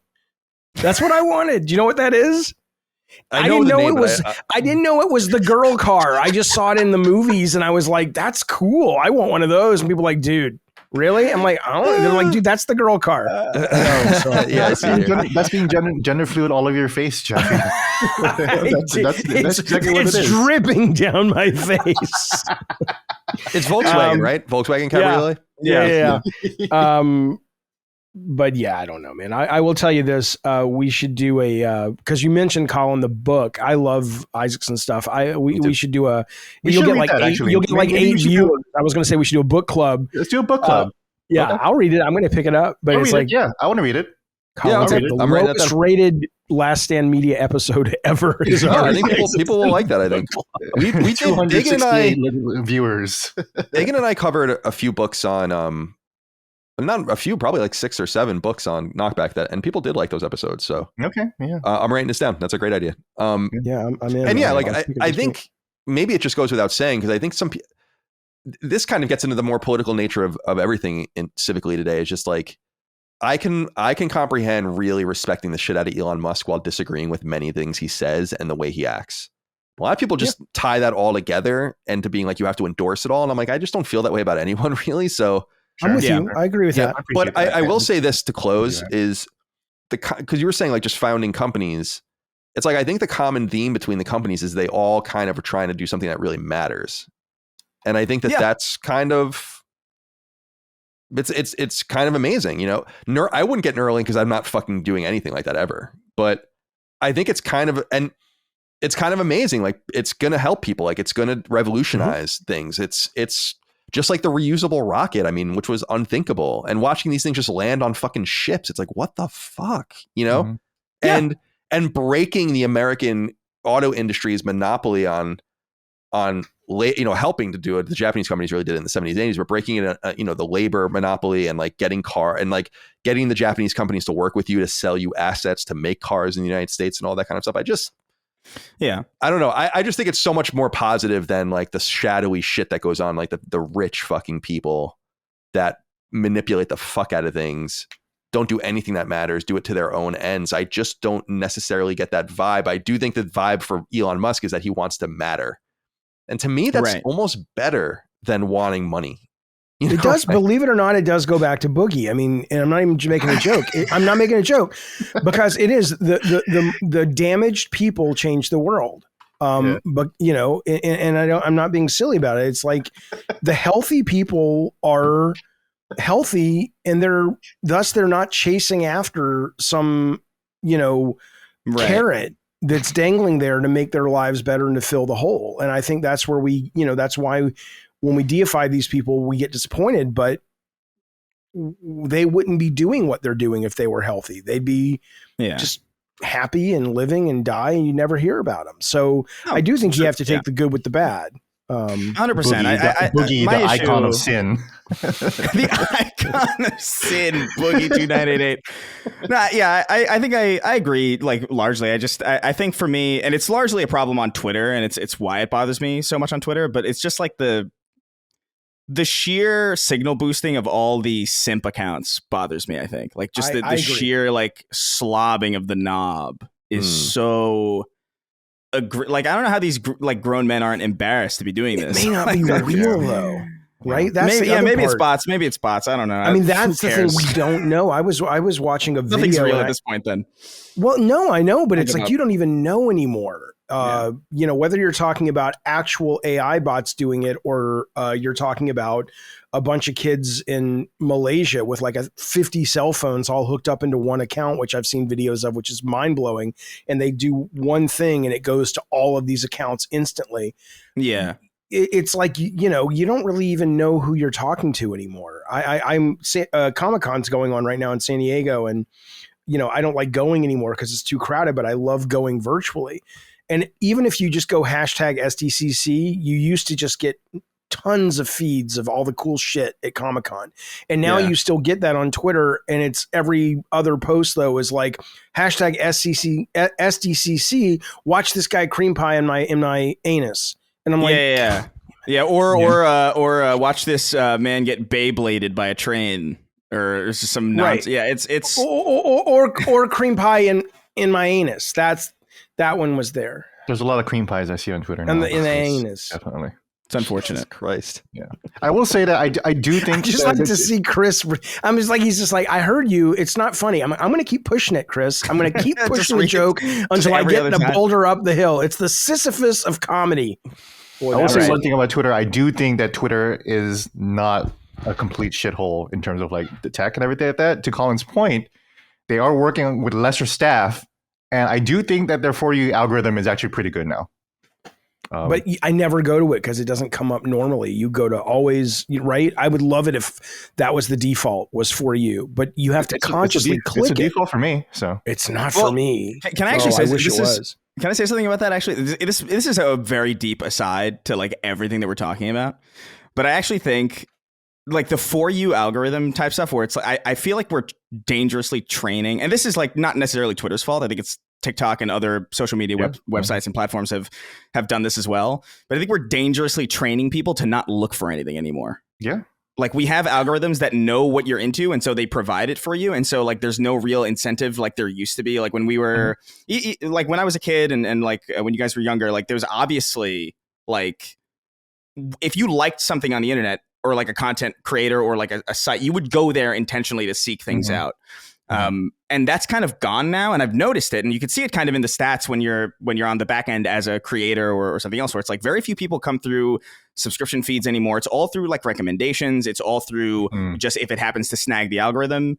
I think that's part of the reason why there is a lot of misinformation and illiteracy, because you're constantly being fed what the algorithm has assumed you to be, but also you're not trained at all to even assume that you can look for things, because it's just not part of your average like scroll session on social media now, and so I actually hate the For You algorithm in general. No, I'm totally with you. I've complained about this in the past on this podcast before. I miss the era of serendipity, where you just run into something on the internet. It's like, oh, this is cool. Let me look into this a little bit more.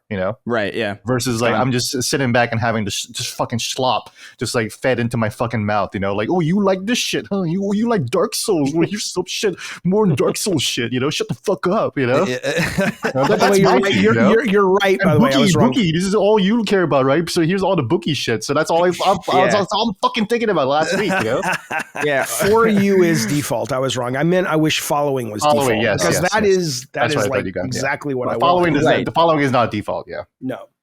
Yeah, I forget where I am sometimes, actually, where I'm like, oh, I haven't looked at following, and you'll like click on it and it hasn't updated in 4 days because you haven't even been on that at all. And it's like, oh my God, man, I'm totally brainwormed. There's no doubt about it. But let's get into some of the political happenings that are going on. Chris, I want to kind of go to you. Again, we have no agenda. So it's like, how are you feeling? How are you feeling about clearly.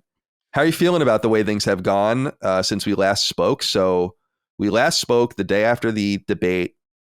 We obviously spoke many times since then, but I mean on the show with the four of us. And we kind of left it in a few different places. I don't think ever really imagining where it would actually end up. And so we're in a very different place now. So how do you feel? Yeah, I mean, dude, so much has happened. There was an assassination attempt. There was an entire candidate dropout. So like it's interesting times in a very short span of time. But when we last spoke, I was pretty bullish on the idea that like I just don't think Biden really has a shot. I just think, and it's not even necessarily about substantive policy or whatever. I just think just as a just optically, like nobody is really enthralled to put their name down for somebody that just looks like they're kind of dying or will die very immediately. Like it's basic optics. It's the same thing with like JFK and like, you're just going to want to vote for the person who just comes off better. And there's no doubt that in that debate, Trump came off better, even though it's a pretty low bar at that point. Like that was a pretty bad debate from all sides, really. But like he did way better than Biden because you could understand what he was saying and he wasn't wheezing through every word. And so since then, obviously, it seems like Biden is stepping down. The assumption, this is confirmed at this point, right? That it's Kamala Harris, I think? Well, yeah, I think they did a roll call vote, but they'll obviously confirm it at the convention. But yeah, it's going to be hard. I think they gave it has to be because there's a lot of legal reasons why like there's a lot of like funding that will only really go to Kamala, and they can't just like overnight transfer funding that was supposed to go to the Harris Biden ticket to some random completely new ticket. Right, and the Trump campaign has sued about even that, the transferring of the money from the Biden campaign to the Harris campaign. So it's interesting to see if that happens. It's a big deal. Yeah, we'll see. That seems insane to me, but I think, so Harris as the nominee, like, I don't know. I think I don't know what I was a lot more certain about it before just because of optics, but now it's kind of like, I do feel like it's actually a little bit more up in the air just because, okay, well, this is somebody who's going to, if you're from a left-wing perspective, right? And you want somebody in there who's going to appoint, Supreme Court justices who are going to look after your interests. You want people in there who are going to look after the things that you care about. It's a lot easier to kind of get out of your chair and vote for a woman who looks like she's actually alive than it is for like a fucking crypt keeper. So that's a little bit more motivating. Something too that I've noticed is that because and this is probably to Elon's credit in some way, the right wing kind of like snowballed rampancy where it's kind of like there's not really much moderation on it has let a certain loud portion of the right wing get so loud and so crazy that I don't think they really understand how to handle Harris in a way that speaks to normal people. I've seen a lot of things where it's like, oh, look at this slut, and it's got like 40,000 likes, and it's like, I don't know if that works for your average. That's like kind of a wild it's like really miscalibrated. I think they were like really hell bent on going for Biden because they had a lot of material to work with, and now it's kind of like, and now it's a little bit destabilized. So I feel a little bit better about it, but I just kind of feel like this is just such a shit show, regardless of how you feel about it. It's just it's wild that it's turning out this way. It's like really unprecedented historic times, I think. Yeah, to the point about not knowing what to do with Kamala Harris, it's interesting because, and this was disappointing in some sense for me, just as a poli-sci person, I guess, and like looking at the Trump organization and the RNC and everything. It's like, how did you not have a, in case of emergency, break glass situation for? How did you not know that this was going to happen like weeks ago? If I were them before the debate, even I would have had like, just in case like this happens and she'll obviously be next up in line, this is what we're going to do. Or like, this is the beginning of our strategy. Instead, it almost was like, oh, surprise. We didn't know. We weren't prepared for Joe Biden to drop out. Are you fucking kidding? It's crazy. He was withering away. He was fading. It was like he was like in like the draw distance on him was fading. Like the debate was crazy. So like I think before you get the lower poly model. So that's kind of how I felt about it. So it's like, it's I don't know. Trump's campaign has always been, I mean, famously like really disorganized. I mean, there's no doubt that he surrounds himself with like interesting people, but like not necessarily the best people to surround himself with. So like, it doesn't necessarily surprise me that they left that out or they forgot that this would, and I'm sure, by the way, that will be corrected in the months to come. I'm sure they'll find some ad, but but I've seen like things just like, oh, well, she's a cop. And it's like, oh, okay. Like, it doesn't. She's actually kind of a weird candidate to kind of. What is the nuanced approach strange. You expected them to take? No, exactly. The Trump campaign. I mean, of course, exactly. When they say she's a slut and she blowjobbed her way to the top, that's par for the course for Trump's people. I mean, that's a good talking point for them. For sure. But before I forget, I just want to get this out because it was the first thing that came into my mind. Where it's like, if I am motivated very deep. I mean, obviously, because I'm from a left wing perspective, I'm going to want people in the House, and then I'm going to want that appointment kind of structure. It's less about the candidate and more about the people that they appoint for me. Even though Biden was like, probably wasn't going to get out of my chair for that. But the exciting part of that whole thing to me of Kamala Harris being the first female president, if that's even possible, is that Hillary Clinton will have to see that happen. And that is very appealing to me. Definitely. That is very, very appealing to me. Love it. That she would have to watch that occur without her. And know that she basically like ostensibly got us here in some way. Like she really just felt so entitled to that position in 2016 that she just like bullied her way in there, even though she was just like the worst candidate possible to go against. Like, I don't know, man. That to me is very, very appealing. If I were the Dems, I would start a super PAC explicitly with that message. Vote for Kamala Harris because it'll make Hillary miserable. If you really hate Hillary that much, everyone in the world come join. So. Yeah. That's Gene, for me. How do you feel about it? Oh, I'm sorry, Chris. Were you done? Yeah. I'm done. Okay, Gene. How are you feeling about everything? When we last spoke, I made a hard prediction that I didn't think Biden would drop out of the race. So that clearly that shit was wrong. But he was holding on really, really stubbornly, and I was like, yes, don't hold on. The three fingers in Elden Ring, just holding on to the vice grip of power. What do you think? Why in the world does the Twitter send you souls stuff? I don't know, Gene. I just don't know. What do you feel like was the behind the scenes impetus to get for him to go away? My assumption was that they told him they were going to start leaking shit. Whether it was like the her tapes, like just things that were going to really hurt him. That was my assumption. Because I think Nancy Pelosi said publicly, like, it's gonna we're gonna do this the hard way or the easy way, basically. So, she went on one of the shows, one of the Sunday shows, the day after Biden doubled down and said, "I'm not leaving," and then she went on the show and says, "Well, it's up to his decision, whatever decision he makes." Like, completely fucking ignored this old man and like just like I'm not even listening to you. We're having our own conversation here, so you can definitely see that the bully pulpit happen.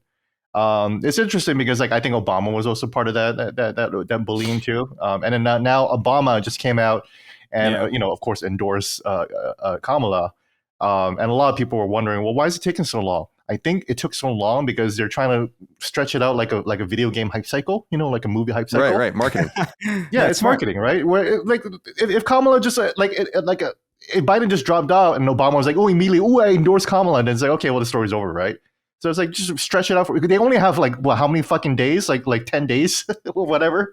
Or they're like three, barely 3 months, right? So you have to swap the news cycle with good messaging. So today's is like, oh, look at Obama, doing this, and then maybe there'll be Oprah and then Taylor Swift the night of the convention. That's the ramp up. You get Taylor at the convention.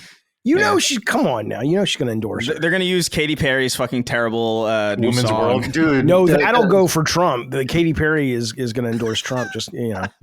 She already said, Katy Perry already said, I'm ready, Kamala, whatever you need. And but Kamala Dr. Luke said, no, you're going to do it with Trump. Right, and she says, okay. That's true. Yeah. That is crazy. That whole thing is crazy. To write a song called "Woman's World" with Dr. Luke is wild. That's exactly. Yeah. It's ridiculous. It's such a bad song too. I get that it's supposed to be satire. It's not good satire, but it's such a bad song. That's like having R. Kelly on one of those Sarah McLachlan. Yeah, with a Sarah McLachlan commercial about starving kids or whatever. It's like save the kid.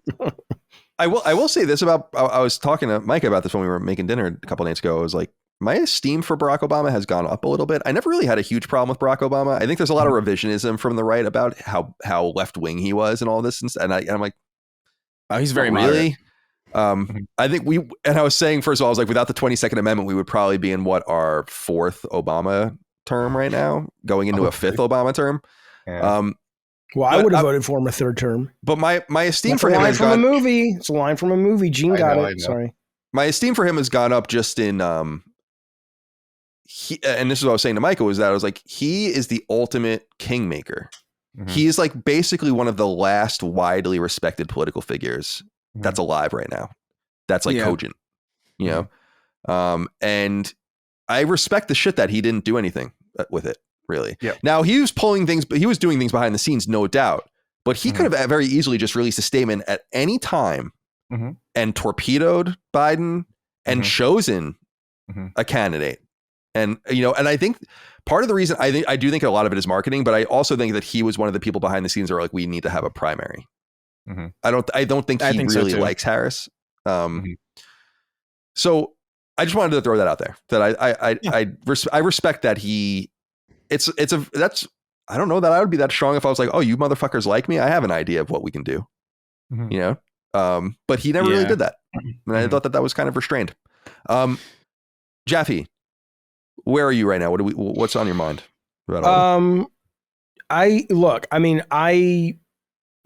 Kamala Harris at the first primary back in, what was it? 2016? No, she ran in 2020. 2020.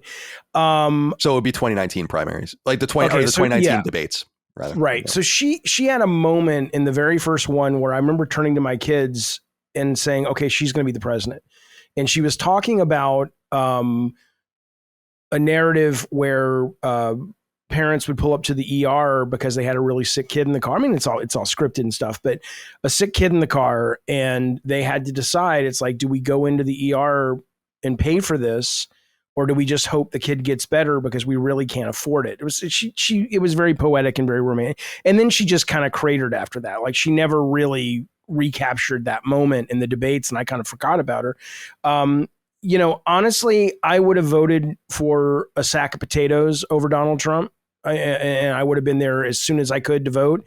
I don't like him. I don't like his politics. I don't like the people he's around. I certainly don't like JD Vance. And I don't like what he's done in a lot of ways with, the power he had when he had it and when he refused to let it go, in my opinion. So it didn't really matter to me who they ran.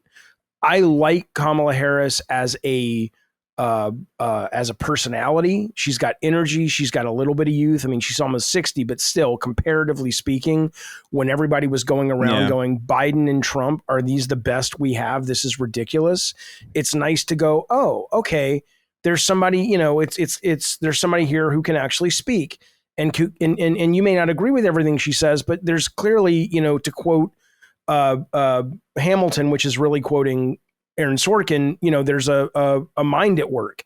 I don't get the sense that there's a mind at work anymore, really, with a lot of these other people that we had options for. And so I like that. That's appealing to me, that it's like, okay, you may not agree with her, but she's a grown up. And even the fact that all of her messaging has not been there hasn't been one bit of hate or one bit of divisiveness in her messaging, which is not to say she's going to be awesome for everybody. But when's the last time the fact that she's up there and saying, I want to bring everybody together. This is all of our country, whereas Trump is so fucking about, fanning the flames. He's kind of like the political version of the algorithm that makes people money because it makes you mad. And I'm tired of that. And I've had enough of that. And so she seems like a breath of fresh air. I think she's going to win easily. I think I do think Trump is going to get rid of Vance. I don't think you can keep this guy on the ticket anymore. But assuming he doesn't, assuming he doesn't get rid of him, there's no way that people are going to allow that guy to be a heartbeat away when the guy is almost 80 years old from the office. So I think she's going to win. I think it's going to be the polls are already tied. I don't think it's going to be an issue anymore. I think it's a done deal. So, and when I was on this podcast last, I predicted rightly that Biden was going to drop out. And so I'm predicting now that Harris is going to win this easily, is what I predict. Interesting. Well, where are you on this, Chris? Who do you think, if the election, not even the election happened today, it's kind of a lame thing, but like, what's your gut feeling on where this goes by November? I don't know. I think my gut, it's hard because like I'm looking at, obviously it's my perspective projected onto, how I feel a lot of people probably feel, but maybe aren't necessarily like, I feel like Twitter, for example, we see a lot. We've seen oftentimes how Twitter doesn't necessarily reflect reality, both in the game space, in the political space. Like it doesn't often come to pass where reality is reflected in real life as it is on Twitter.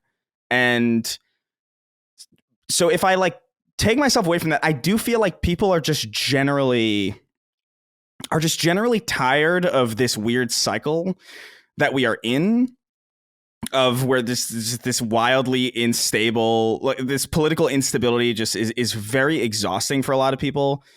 And, I have some Republican friends who like really don't like Donald Trump, but are really staunchly Republican. And they're voting. They specifically voted for or I think they're like on the RFK kind of thing at the moment because they really don't like Trump or whatever. But I'm seeing it with them too, where it's just like, dude, can we just have a normal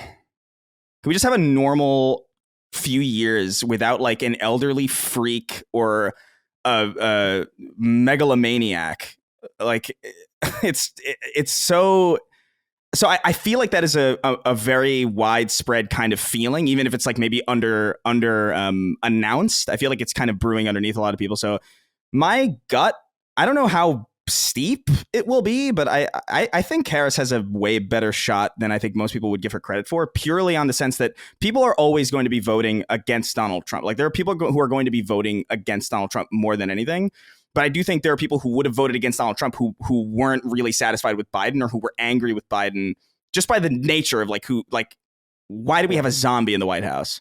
That was me. Who are going to be a lot more motivated now that there's just a cogent person. And again, Harris is not like my ideal candidate by a long shot. Like there's so many issues that I have with the things that she said and the things that she said, even just some of the statements that she's made recently. Like I'm just like, oh my God, you could have just like not said anything. And you would have probably gone off a little bit better. But I know I'm exhausted by this shit. I mean, I'm exhausted by like, oh, let's, storm the fucking Capitol. It's like, I'm going to be a dictator on day one. It's like, I don't know, man. That's however plausible that is or isn't, it's concerning rhetoric for anybody with the amount of power that they would conceivably get in the White House, especially now after that Supreme Court decision where like that affects the power of the president to just give them like carte blanche in some respects. It's like the stakes are a little bit higher this time. I think a lot of people feel that, even if it's not extreme for a lot of people. I just feel like people are ready to be done. Yeah, interesting. But where are you on this, Gene? You can speak to the same stuff. Probably not in my place to predict who's going to win, but I do think that the odds are a little bit tied up more. there is a greater sense, oh, this isn't a rerun anymore, right? And I think that's what really had people check out of the election, you know? So, I mean, even for me, you know, I live in Washington, D.C. I work at the fucking Washington Post, and I barely paid attention to what was going on in the nomination until Biden started fucking up like nationally on TV and Trump almost got shot. And then suddenly this became the most interesting thing of the year, you know? Like, it's more fun to talk about this shit than video games, to be quite honest, you know? Right now, it is definitely. It is. It also, and video games are kind of boring right now. You know, what the fuck are we gonna do? Complain about Concord again for the fourth? Marvel Rivals, baby. It's the Marvel shit. Rivals. You know, looks great. You know? I love it. I'm addicted. It's great. Anyway, so it's like it's just you got a lot more people paying attention now. So I think that changes the dynamics. Before that, I was like, oh, Trump is definitely gonna win, right? I think if Trump picked a better candidate than JD Vance, you know, like, this is probably gonna sound corny, but, you know, like, what would a Nikki Haley Trump ticket look like? You know, I feel like that, you know, a lot of women might just go for that, you know. But barring that, and, you know, I'm wondering now if Trump might just drop JD Vance. You know, that would be historic too, and that would be so stupid. Yeah, I'm not even sure what the mechanism is to do that. Yeah, the I'm party not has sure to vote again, I guess. You know? Yeah, I guess everyone will have to kind of vote again or something. Like, there'll be like the delegates would have to meet over Zoom or whatever. Mm-hmm. You don't. I don't understand that. You're the delegates voted for Trump to be the nominee. They didn't right, but you need your VP. They also confirm your VP choice, and that's why you need that choice before. You know, like, to have like the speech, and, you know, that's you know, he accepts the nomination for vice president. Yeah. So I don't know. Okay, so it's not just like he can change his mind tomorrow. There's a process. No, like, basically the delegates are, you know, are associated with Trump. Trump makes the decision of who he wants. That guy is chosen by the delegates. It's just, I don't think it's going to be a big deal, but I don't think it's ever happened, or at least not in modern history. Yeah. I mean, they asked him last night or 2 days ago, you know, he says, oh, I don't, he didn't give, it was kind of like the thing that Nancy Pelosi said about, well, whatever decision he makes, it wasn't like emphatic, oh, are you kidding me? I love this guy. He's locked in. He's like, it was something that gave him some wiggle room, which was telling, given that Trump is usually very, you know, so the party would have to reconvene its national convention if it chooses to move ahead with a vote of a smaller group of Republican RNC members who would determine Vance's replacement. Right, so exactly. There's more to it than that. It'd have to be a whole fucking shindig all over again. So I don't know.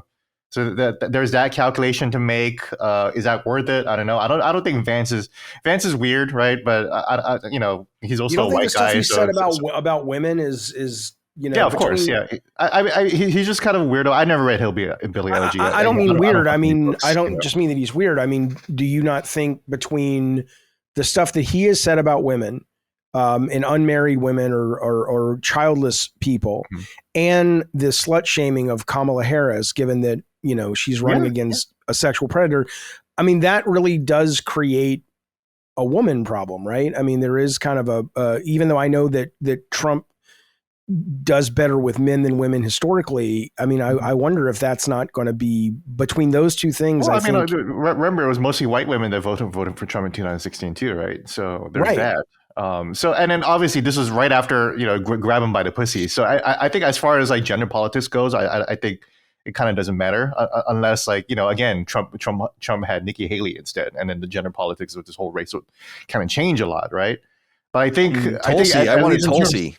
You know, or Tulsi, exactly. You know, like a lot of people wanted Tulsi. You know, my personal friend. You know, yeah, I would have loved that. She's kind of hot, Tulsi Gabbard, isn't she? Yes, that was her whole appeal. That's the whole reason why she won in Hawaii, because she was the youngest member of the Hawaii state legislature at like age 23, and she was like a cutie, and we're both the same age. So of course I was talking to her. So back in the day, and I fucked her at a party in a mask. It was crazy. No, we did not do that, but we had plenty of drinks together. But back in the day when I was growing up and there weren't videos, you could have rock stars that looked like REO Speedwagon and they would fill arenas. But these were some of the most generic, not even generic, honestly, very unattractive humans. That's true. You know, we don't really have ugly rock stars and pop stars anymore. You know, and I wonder if maybe that becomes the CWing of the political parties. It's just kind of like, you know what works? Fucking get hot motherfuckers in there, and we can manipulate them behind reality the scenes. TV. It's just going to be too hot to handle. It's funny that we're talking about this because as far as I know, Kamala's a national profile raised because it was Obama himself that introduced Kamala and says, you know, look at this hot little thing or whatever like that. You know, they basically praise how hot she is. And then like the press was like, you can't call a woman hot, blah, blah, blah. And it's like, what the fuck are we doing, dude? Like she's actually pretty attractive. Dude, she looks great for 59 years old. I mean, when I heard that she was 59, because I honestly thought she was like in her like maybe late 40s, early 50s. You know, early 50s. I thought like 52 at the latest, you know? So I was like 59. Wow. That's what I thought. I like a lot of AOC stuff. I know a lot of people don't, but I ain't gonna lie. A big part of her appeal is her appeal. Well, did you see that AOC thing where she was like, just before where she went live on riding Instagram with Biden? Yeah, and it was just like I watched that whole thing and I was like, dude, what the hell are you doing? She's I find her totally, and it's not like her politics or whatever, because there's a lot of people I disagree with. Like, she is such a sellout hack, in my opinion, that like it's crazy to me. The things she was saying when she was running.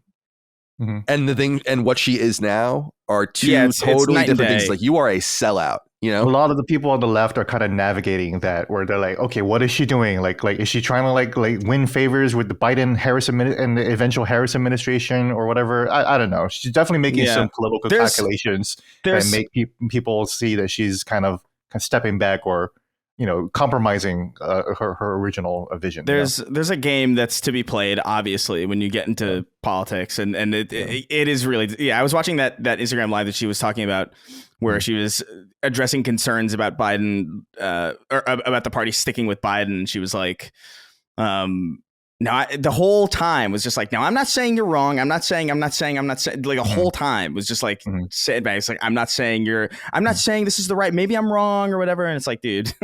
It is surprising that she bothered to do a whole Instagram live over it. Crazy. Like that's a little weird, right? Yeah, but she does that all the time. That's what she does do that all the time. She's always cooking. I think it's like appealing. Yeah, I like watching her make mac and cheese. I'm just like, you know what? I get it. It's a shtick.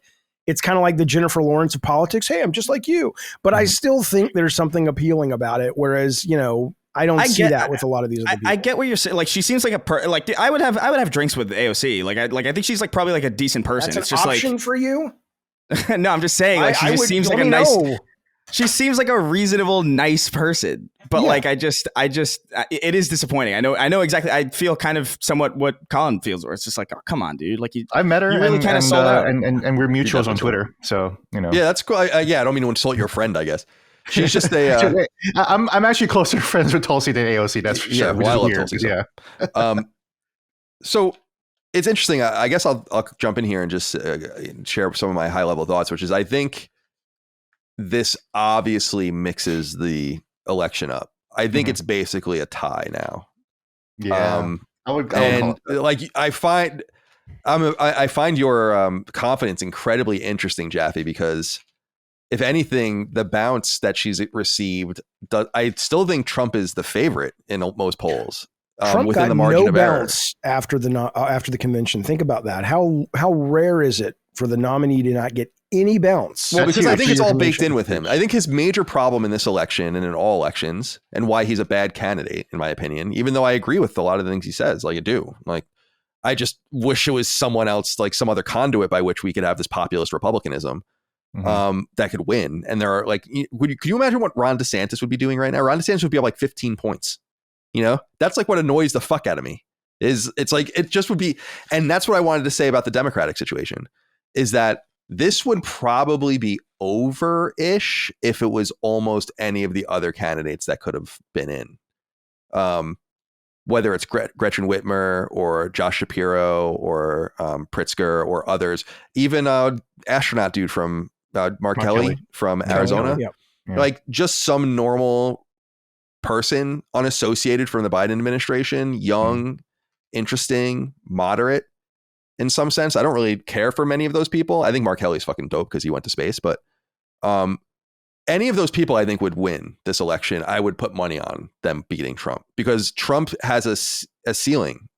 Like he has to thread this very specific needle with the Midwestern, Rust Belt states and the Sun Belt states. And if Biden stayed in, he was going to win. Like I think everyone knew that. I think that's why Biden got out. I think it was going to be over, and weird states were in play because he was in. Now I think it's just tightened up where it kind of means those specific places remain in play, and it would have been much more difficult for the Republicans to win if it was like a Whitmer that would have just locked Michigan down, or a Shapiro just would have locked Pennsylvania down and made the path much more thin, because it's not for the popular vote. Like the Democrats going to win the popular vote almost certainly. It's just about the electoral math. So I guess what I'm saying is it's so fucking annoying, because now it's like the worst candidate and the worst candidate versus the worst candidate and the second worst candidate, right? Like Harris, what people have to remember about Kamala Harris, and I brought it up. Oh, I already closed it. She has an approval rating of 37%. People are like delusional that they think she's going to become this mega popular like candidate. In my opinion, if she wins, she will win a thin margin in the Electoral College, unless things really change. And I think that will be true for Trump. That's always been true for Trump. Biden's weakness made that uniquely untrue, where I think I said on the last show we did together, I can see him winning 340 electoral votes. Like I don't see that happening now. It'll be much thinner. So Harris is a weak candidate, and in my opinion, an unlikable candidate, a candidate who has a lot of very weird positions. That this is what I was saying about Trump, is like, how have you not had a fucking litany of attacks ready for this? Like, how have you not been? She has said, nonpartisan, operators that run these various systems and funds and kind of like LexisNexis type research things about looking into the legislation that each senator and congressman or whatever supports, whatever. She called her the most liberal senator when she was in the Senate out of 100. Now, you might think that that's a good thing, but that's not a good thing if you're running. Well, what are some of her specific takes that you find the most easy to attack if you're Trump? Not the broad, like she's liberal, but like specifically. Part of it, I think, this is where I think you have to get like really clever marketing and communication, is that like she's not the best person for the job. She wasn't the best person for the vice presidency. She couldn't run her campaign. She didn't even get to Iowa in 2020. She was profoundly unpopular. Lost her home state in California. And lost her own state, like, which is a real embarrassing thing that usually knocks people out. Like that's what destroyed Marco Rubio and and his presidential aspirations in 2016 and kept him in the Senate, obviously. I just think that like the whole like DEI approach and all of that is not fruitful, right? And going after her for being kind of like with Willie Brown and when he's with his wife, and that's like, I don't think you can. It might be interesting, and some of it might be true about the path she took to power, but it's not a fruitful path to attack. What you have to attack is, if you're one of the strategists, is just like she is unprepared. And I think that the major thing that you would attach is just Biden to her. Lying about Biden's health and stature, being responsible for, and this is the shit that really bothered me, because we all know it's true. Like she was in charge of the border. They like said it, like there's like weird Orwellian shit going on where like stories are being edited. And like about the border, Axios has to edit its own stories and apologize for its own reporting. The issue is that the mainstream media, when she was appointed to, I guess, oversee whatever border policies and immigration, everyone in the mainstream media called her the border czar, and because that was probably what her aides were calling it, right? And then so you just call that, this is Obama's drug czar, or this is like blah blah blah blah blah czar, right?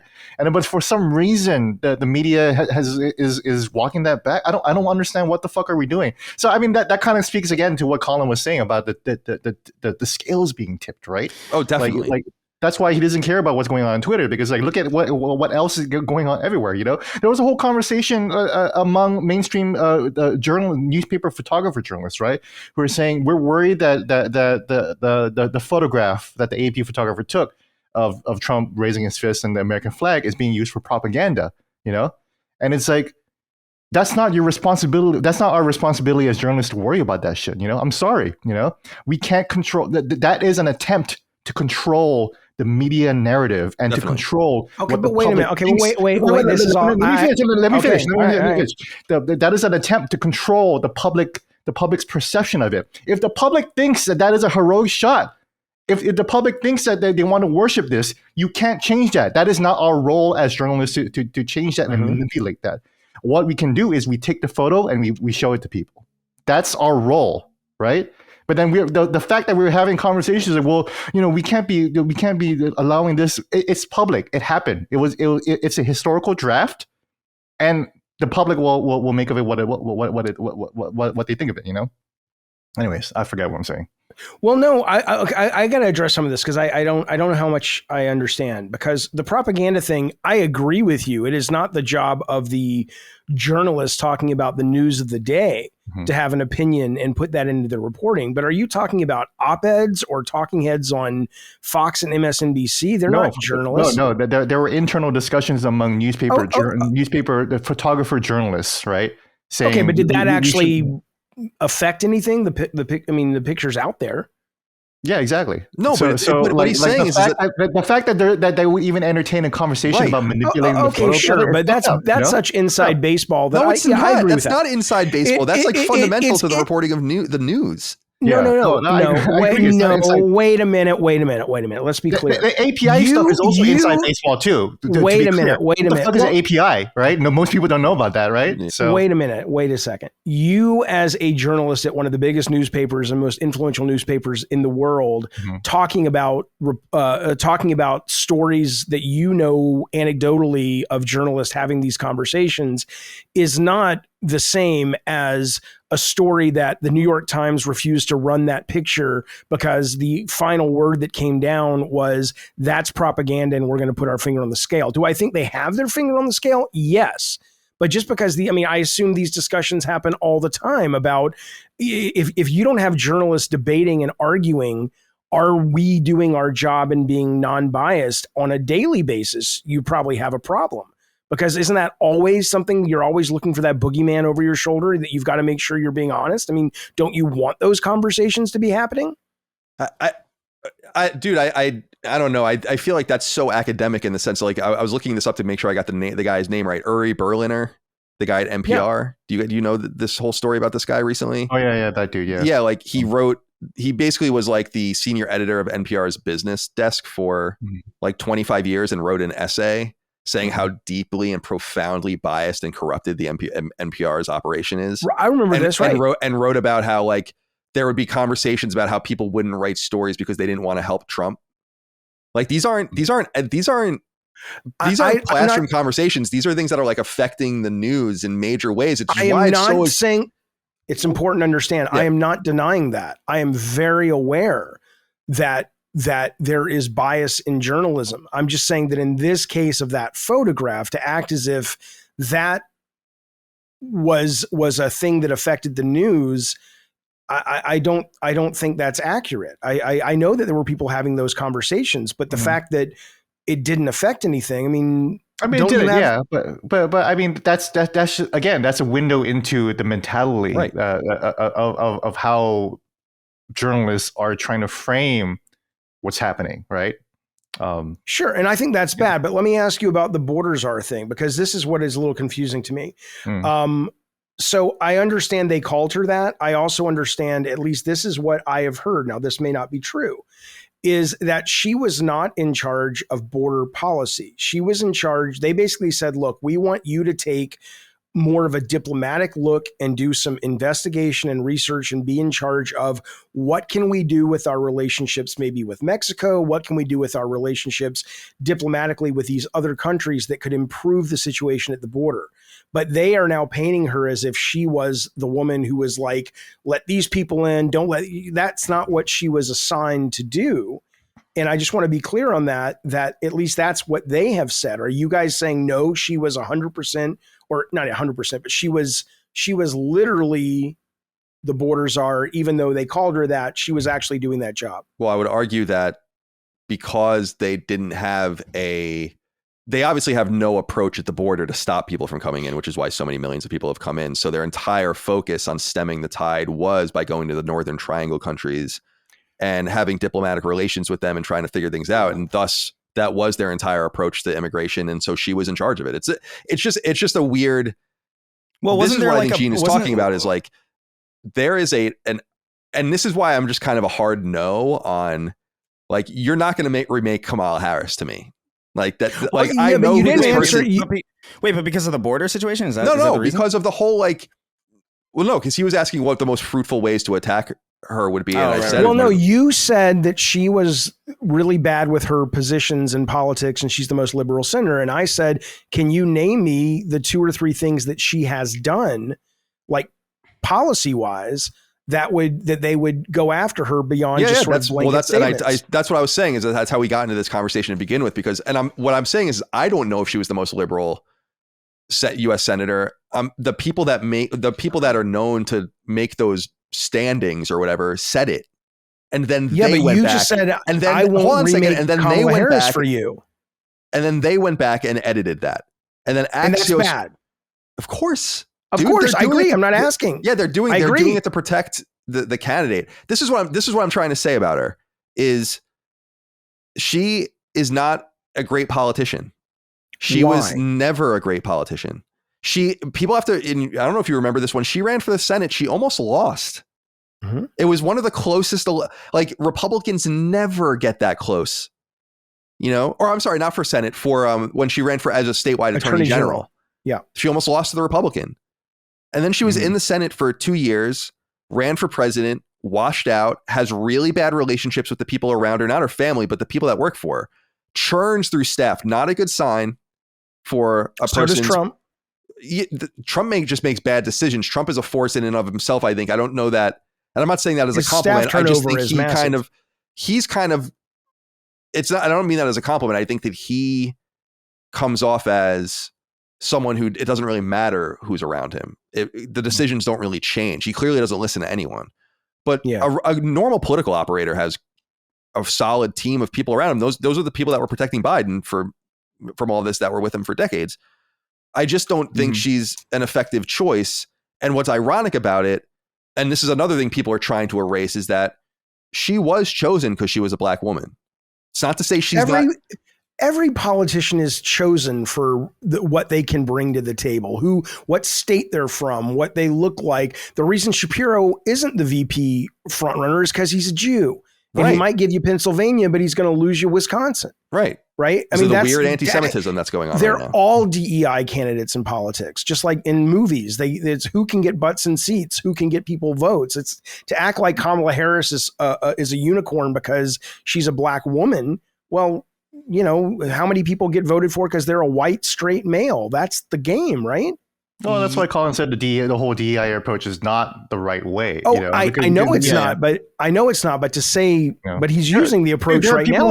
But he's using the approach right now because he's saying, Jeff, to be fair, you're like interrupting me halfway through what I'm trying to say. You told me we could do that. Okay, then I'll be quiet.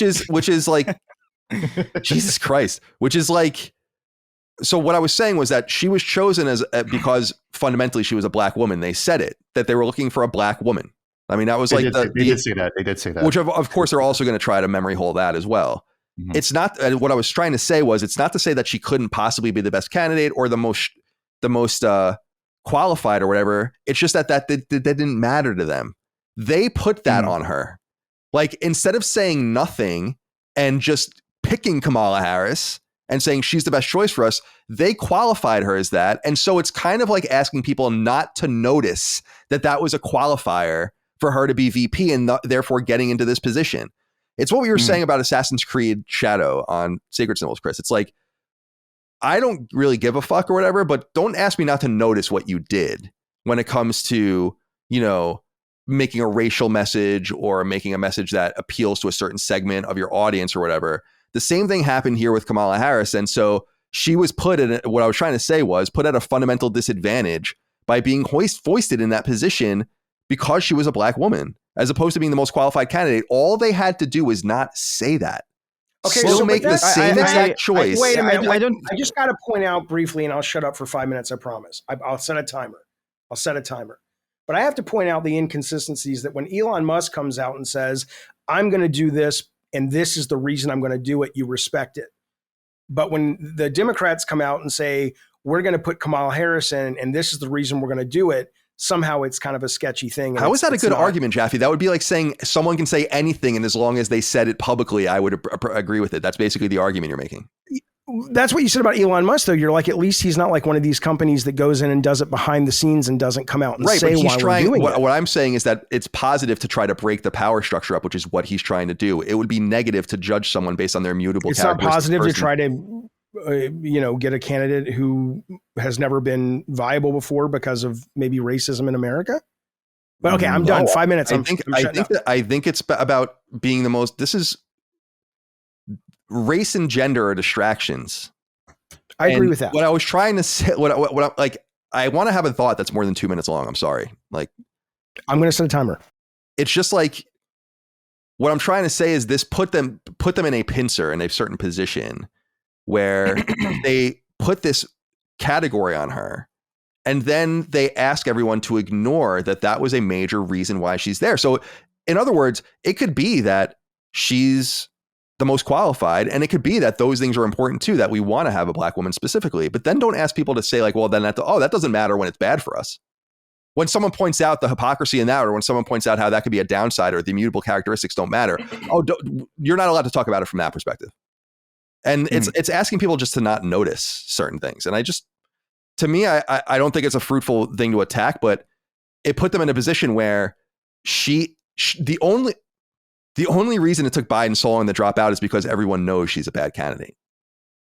If he had a young, vibrant vice president that wasn't at a 37% approval rating, he would have been out like the next day. They would have pushed him out. They realized because they qualified her as the first black woman vice president and wanted to have her in that position, that they could not jettison her because in the rules of identity politics, it would offend the in-group. Mm-hmm. Meanwhile, like this is what I was saying earlier, any other candidate would be better. And I would think would put this away in some sense because people want a solution. So that's what I'm trying to say. And that's why it's important to get the full thought out. I don't think that's... let me real quick, as a footnote, let me mention what people said in 2020, right? When Biden was picking his candidate. Stacey Abrams, former Georgia gubernatorial candidate, says, we need a ticket that reflects the diversity of America, right? So diversity, equity, and inclusion was definitely at the forefront of, and that's why he chose 4 black women as part of his list of potential running mates. So they did put this message front and center as like, we are trying to think of diversity. Now, diversity doesn't mean that certain people are unqualified, and that's where a lot of these anti-DE folks, DEI folks get it wrong. But the message there was diversity. And so I think that's what Colin's saying. Right. That's what I'm trying to get out is that they just put themselves in a totally sequential, unnecessary pickle where in just doing this one little thing differently, which was not saying that, would have allowed them to bail out of Kamala Harris in 2 seconds because she is not the best candidate and nominated one of these other people, or God forbid, had a primary. Because people for years, and they're like, oh, we had a primary and 87% of the people voted. It's like, guys, you didn't have a fucking primary. And I'm not saying you're wrong to not have a primary for an incumbent, but you were lying about the candidate and his status and his ability to do the job. And you fucked yourself, which is why, by the way, you don't hear about the democracy thing anymore. You're not going to hear too much about that anymore. What do you mean? This election is about preserving democracy. Like that's going to be a very hollow thing to argue when you just had a completely undemocratic nominating process and just got given the candidate that you didn't even ask for. I don't think it's comparatively. Marianne Williamson got more votes in the primary than Kamala Harris.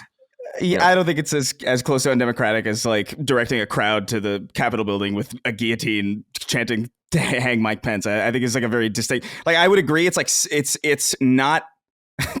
It's not the way it should be, but it's like this. It's a pretty far cry from the way that the other candidate has acted. That's so interesting though, Chris, because don't you think that there's like a machine politic behind that's like deeply unsettling? Well, it's like a machine politic. What do you mean? Like machine politics gave you your candidate. People voted for Biden. Right. Biden was obviously going to keep Harris on the ticket. Sometimes people switch Veeps, but he wasn't going to. And then kind of the machine says like, no, we're not doing this. As opposed, like what I'm saying is like there should have just been a real primary. And no, I agree. Yeah. I think there should have been a primary a long time ago. But like, and Harris wouldn't have won that primary. But I also think, that's fine. She wouldn't have won. But I think, But I think there's also an argument to be made that's like, dude, well, like, I don't know. Like, there is also a possibility. Like, look, we're making a lot of assumptions here, and they might be completely fair and reasonable assumptions to make. But there's also a possibility that Biden is just drastically getting worse in a way that they maybe thought they could hang on a little bit more. And it's like, oh, fuck, he's steeping right now. And it's obvious we can't really obfuscate anymore. It's too late now. It can really only go to Harris. We got to work with this. Like, that's also possible. I don't think like what you're saying is like invalid, because I do think, like, generally speaking in politics, it is like a game.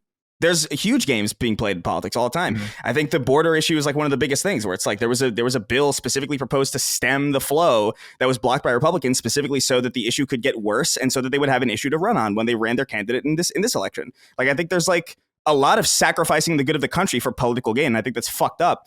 But it's also like a reality of like of just the system that we're in. And I would personally, like, between the two, willingly like breaking the border open and like not addressing asylum laws, which is like the biggest issue, that the actual big reason why the border is as fucked as it is like the way that we handle asylum and the relationships that we have with the countries that are now pouring in, where we have a mechanism to deport people back to Mexico. We don't have that for like other countries.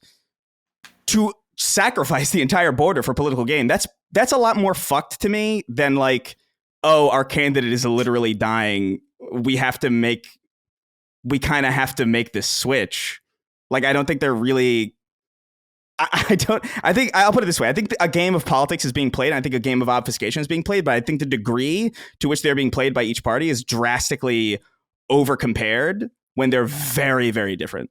And the severity of which and the motivations behind which are very, very not comparable at all. Well, that's my 2 cents. Yeah, I agree with I agree with much of what you're saying. I guess I think the one thing that I think is undeniable, though, is that, and this was against what I would have wanted. Again, I'm an independent voter now. I'm not a Republican anymore, but I wanted DeSantis to win. Like, I just thought Ron DeSantis would have been the strongest candidate and the most interesting candidate and would be running roughshod in this election if he got through the nominating process, but he didn't.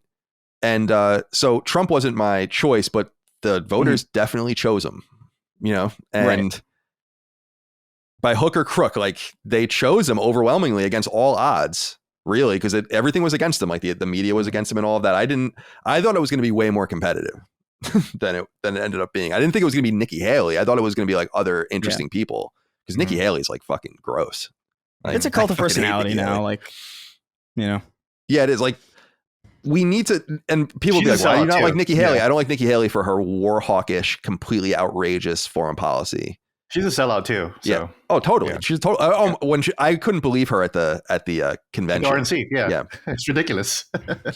As far as the JD Vance choice is concerned, and Jaffe had brought up. Wait a minute. Wait a minute. Yeah. Wait a minute now. Timer went off. A couple of things. Because I do want to, because I hear I saw Jaffe like eyeing the timer too. Well, no, my kid needed an Uber, so I had to deal with that. A couple of things. The whole thing about it not being a democratic process. I mean, you know, and I know, Colin, you didn't compare it to January 6th. I know, Chris, you did, but you know, the thing about it is, the DNC or the RNC, these are not legal institutions. It's not, they don't owe anybody anything. I mean, if they operate at their own peril if their voters feel, or if their party members feel they're not being represented. But the idea that, oh, this wasn't a democratic process that is, laid down in the Constitution. It's like, that's not, I just want to be clear on that, because a lot of times I hear people talking about it like, this is not right. They can't do that. And it's like, yeah, they totally can do that. You don't have to vote Democratic. It's not that's one thing. But the bigger thing for me that I'm curious about is, I do want to push back on the whole, we need a ticket that reflects diversity. It's like, you're absolutely right that that's what was said. But I would challenge anyone to find any politician that is not open about what their agenda is, or they may be lying, but that's like going against the GOP for saying, oh, we want to partner, our candidate with someone who is really religious, because we need a candidate that can win the Bible Belt for us. And since Reagan is not all that religious and is from the West Coast hippy dippy place, Yeah, I mean, isn't that sort of the game? And sort of it's not that you're wrong to call out the diversity quote, but that's every political candidate is going to say, so and the final thing I want to say is, though, you keep saying that she is a bad candidate, and she may very well be. She may be a bad politician in that she doesn't run well. But do you genuinely have one or two problems with her if she were to win in the way she would govern, or that she would be in that role? That's what I keep waiting to hear is, if she were to win, what would be so bad about it at a policy level? Well, it's funny because I think some of the complaints would be right wing and some of the complaints would actually be left wing. Okay. Tulsi famously destroyed her candidacy in 2019 in the debate, that one debate, and that clip is still circulating around there. But that if people want to look that up, they can. But the particular angle of that clip, amongst other things, was her hypocrisy on marijuana, which is a sign of, it's a small thing. And I personally don't I live in a state where it's medically legal, and it's legal to actually have, there's no mechanism to buy it legally yet.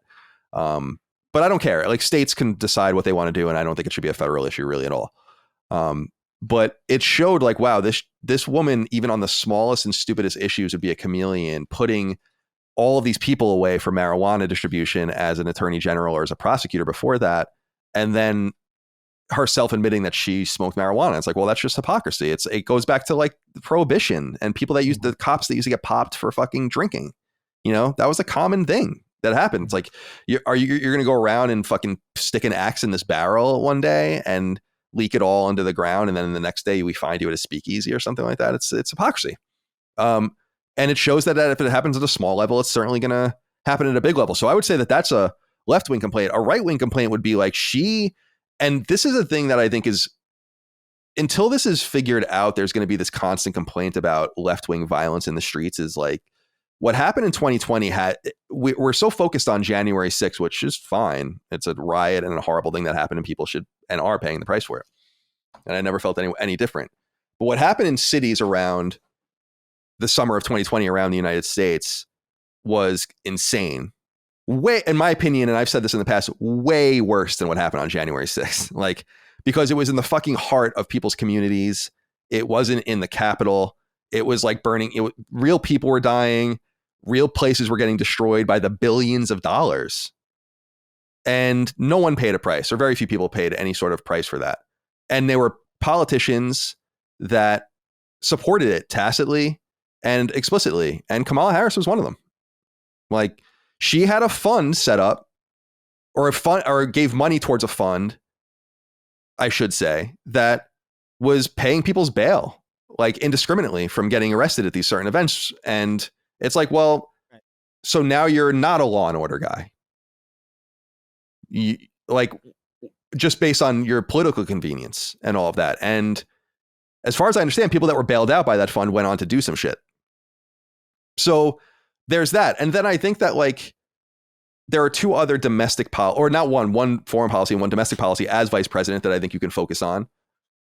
Before the Afghanistan withdrawal went fucking haywire, which it did, which was a lot of people think the turning point of Biden's administration, when, like, he was done, basically. And that was an embarrassing moment for all of us. And people, wasn't I saying on the last episode how sad it was that, like, we sent people back in and some of them fucking died? We were out. Mm-hmm. They were home. Just an inexcusable failure.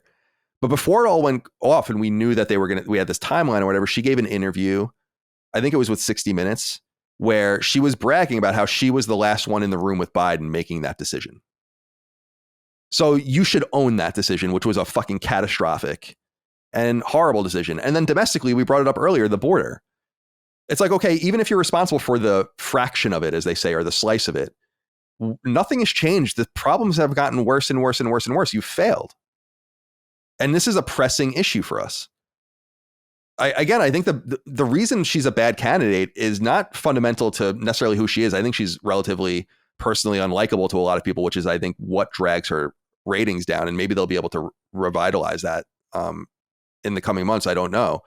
But it's bad that she's attached to the Biden administration. And there's been deep, and this is, I think Gene's probably been tuned into this more than most because of where he works or whatever, but and this is something I wrote in my notes that I wanted to bring up, with like this crazy level of Biden revisionism, where it's like Joe Biden's presidential administration has been the best presidential administration since FDR. It has been the most productive. Why do you think Obama hasn't been getting too involved in shit? Like, it's because like they're fucking shit talking him every day by pretending that his candidate, that like Biden's administration has anything on what they were able to accomplish in 8 years. They were willing to throw anyone under the bus. Like there's this level of revisionism where it's like, oh no, it was a great 4 years and it was one of the best. He might have been the best president ever. It's like, okay, dude, if you say so. Like if you say so. There have been presidents in my lifetime, probably 3 at least, that have been better. Mm-hmm. Yeah. Reagan, Clinton, and Obama. The glazing of Biden is crazy. Is full speed ahead right now because he's retiring. This is the end of his political career. We're never going to hear from him again. So I'm reading the columnists right now. They're all, oh my God, what an honorable man, and he served as well. I'm wondering what's going to happen to the Biden discourse if Kamala loses. Because it's all going to turn back around and says it's fucking Biden's fault. Yeah, the recriminations are going to be crazy. Fucking long. Right. So it's like that's politics, baby. That's politics. Yeah. It totally is. That's the game. Because if I were them, I'd be like, listen, old man, we're going to make sure your library is funded, and we're going to let you have. Mm-hmm. We're going to say nice things about you, but you completely fucked us. Mm-hmm. And you're lucky we are going to say nice things about you because you haven't done anything. Mm-hmm. If you read his letter, like they were like the things he was listing as like his accomplishments, I'm like, these are the accomplishments. I mean, they're good things, nice things, but like after a 4-year term, like these are the things you're bragging about, and we're supposed to believe that you're one of the great American presidents. I just can't even believe the level of fucking propaganda. That's why he needs 4 more years, because he can do more.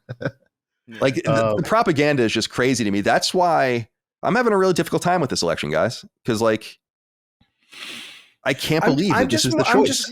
I'm just more bothered by the. I don't know. Is that an echo? Is that on my end? Are you guys getting that? I heard a little bit, but I was talking over. Yeah, it's not. Who's it? Is it? Oh, it's gone now. Okay. Okay. Yeah, Chris, I think you're. Low, Chris. I think right now. Chris, talk. Oh, was he muted? He was on the phone for a bit. Hello? Yeah, there you are. There you are. Okay, I forgot to click the thing. Oh yeah. Yeah. Sorry if you were trying to come in at any given time, we were just not even hearing anything you were saying. I'm a little. Everything you just said, I agree with as it relates to the way they've handled things on the Democratic side, but the idea that pointing out some hypocrisy on the part of Kamala Harris is so weird to me, or 2020 even, when every candidate, every politician engages in that activity all the time. I mean, I could write probably 30 pages on the things that Trump says and then the thing Trump does, or Reagan or Obama or Clinton or any of these guys. And it's not that you're wrong to point them out, but to say that that's somehow disqualifying, when I'm like, isn't that, like Gene is saying, that's the game. And I hate that that's the game. And I hate that both sides can't see that they both engage in this. And just because you can point out when the bad guys engaged in it, well, I can point out when your good guys engaged in it, and I can still acknowledge that my good guys that are your bad guys engaged in it. So can we just kind of wipe all that away and go, none of that matters. It only matters when you can use it as a talking point, but we know that both sides do it all the time. Mm-hmm. So I'd rather just as soon have a conversation about what do we want America to be and which one of these two people can maybe bring us there quicker. Do we really want a Donald Trump, JD Vance ticket with their take on abortion and women? I mean, let's start with that. Is that really what the 4 of us, if we're all going to vote, I hope, I assume, do we want the world of Trump for the next 4 years, and then JD Vance possibly 8 years after that? Here's let me get one thought out real quick about what you said about diversity too, right? And also what Colin said about Elon and power structures, right? Now, a lot of diversity hires are kind of part of trying to shake up the power structure, right? Because the power structure has always favored white men, blah, blah, blah, right? But besides that point, the diversity point, right? The Democrats right now, from what I can see, have a real messaging problem, right? Because even before Biden dropped out, what the fuck was Biden running on, Just 4 more years of Biden, right? Yeah, what were the central issues that you actually care about? He was running right? on not being Trump. That was it. Exactly. That's it. That's not an issue. When you're talking about what kind of vision for America we're seeing, is it going to be just the last 4 years? Because that's what we've got, right? And that's right. The sharpest memory, right? So now that we have Kamala, what is the message here? The problem with the Democrats is that their focus is on so much shit, diversity and the border and Gaza and Israel and all this shit. And it's like, what is your message, guys? Looping back to the tired and electorate who's barely paying attention. We need a strong message. Trump, at least when you see Trump, people, especially people who are fans of Trump, you know what you're going to get with Trump, right? Versus we still don't know what Kamala is going to do, right? Is she going to continue to lock up people who are weed smokers? Is that how much has she changed? So that's, I think, the challenge on the Democrat side. Yeah, we got a bump for a new candidate, but again, what kind of simple message are you going to push forward to? I think the simple message is just, again, and it might not, again, it's not a message that I think is particularly interesting, but it's one that I think is good enough for a lot of people. And it's just like, this is not going to be Trump again. And I think that's what a lot of people care about. Because like, dude, like I could genuinely see a future where if Trump wins, he's going to argue that like, well, actually, it's real. The Constitution really allows for like 8 consecutive years. Like I only had 1 term last time. Like, why can't I get another one after this? It's like I could see that genuinely being argued by this guy because he's just like so unhinged, and because he's going to have like so much control and he's going to install so many loyalists. I mean, dude, he's already picked JD Vance, who like called him Hitler a couple of years ago, and now it's just like completely turned coat and like just like I don't know, man. There is a genuine case to be made where it's like, I'm interrupting myself a little bit, but when we were talking a little bit earlier about like the riots and like January 6th, it's like, I don't think January 6th was a problem because it was a riot or because there was like property damage. I think the issue with January 6th was that a sitting president at the time was directing a crowd to the Capitol building to specifically delay the certification of a democratic election and waited hours after chaos had already ensued to call them off after he realized that nothing was actually going to happen. That is... I'm not really like a TDS guy, but that is, in a normal world, that would be concerning to people enough to be like, yeah, that guy's kind of not, that's probably not somebody to trust with any amount of power, especially like when he's been like, oh yeah, I want to be a dictator on day one. And it's like, I get it. He's got a sense of humor. He talks like a New Yorker. I get that. I would probably say some similar shit like that too, but it's also why I should not be in the White House. I think messaging matters. I think like the way that you conduct yourself as a president matters. And I just feel like there's too many things up in the air with this guy, and there's so much chaos with this guy that I think a compelling message of just like stability and just like, hey, this is, look, not trying to shake up anything. And I believe me, dude, I want to shake up real bad, but I don't think Trump is that shake up. That's why the campaign seems to have locked into like the "we're not going back" message, right? To your point, but I think it's a good message for them, because like, dude, like I mean, we had 4 years of Trump, and it wasn't really the shakeup that we thought it would be. It's just it was a little bit uneventful. It was kind of business as usual until the pandemic, where it was just like, oh, this was just kind of a normal presidency, but just with like a lot of like deranged rhetoric attached to it. And so, like, what shakeup really is there? Outside of the fact that, he directed a crowd to the Capitol. Like that he didn't drain the swamp. The swamp is still here, right? So. Yeah, that's the thing too. It's like, I know, and Project 2025, and I'm kind of speaking a lot because I kind of have a hard out soon that I have. Yeah, I have 4:45 written here, so I was going to remind you soon. Yeah, but I do want to say that, like, there's just so much in the air, and a lot of the people who are talking about, what is that project thing, Project 2025 or whatever. Yeah. I know that Trump is like disavowed that, and I know he's like, I'm not really like on board with that. But a lot of the people who purported that or like who wrote up that entire project were like previous Trump people or like previous Trump appointed people. And to me as a voter, I just look at like, okay, well, Trump as a president doesn't like that, but the party that he's associated with is pushing that. So like just basic self-preservation, I'm just going to vote for the party that has zero chance of that thing going through rather than like 40 or 30%. You know what I mean? Just like on a sheer mathematical level, that makes sense to me. But I'm sorry if I'm rambling a little bit. No, you're totally fine. No, I'm glad you brought that up too. I have a conspiracy theory that Trump is denying that stuff to make him look normal compared to that stuff, and then he'll win, and then just 2025. It was like Roe v. Wade and the degrading of like just rights in general. It's like, I don't know, man. It's just, to me, it just seems like I don't. These are not my ideal candidates at all. This is not a fun election by any means. It's not like.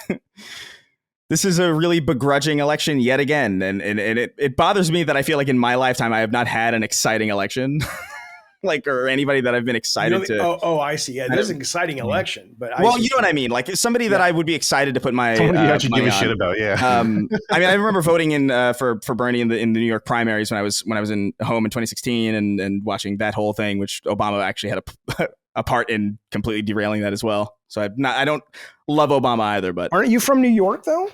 Yeah. Didn't you vote for the rent is too damn high guy? Come on, that's exciting. That was before. Was that the same primary? I don't know when that was, but that was like awesome. That was 2012. I think I was just too young to vote in that election. I remember that. Gotcha. Like, okay. I was like, I think 17, turning 18 in December. So I was just too young. Well, Chris, I don't want to keep. Do you want to go? Well, I probably have to get out of here. But all right. Thanks for having me. Yeah, we'll say goodbye to you. I'm sorry. Yeah.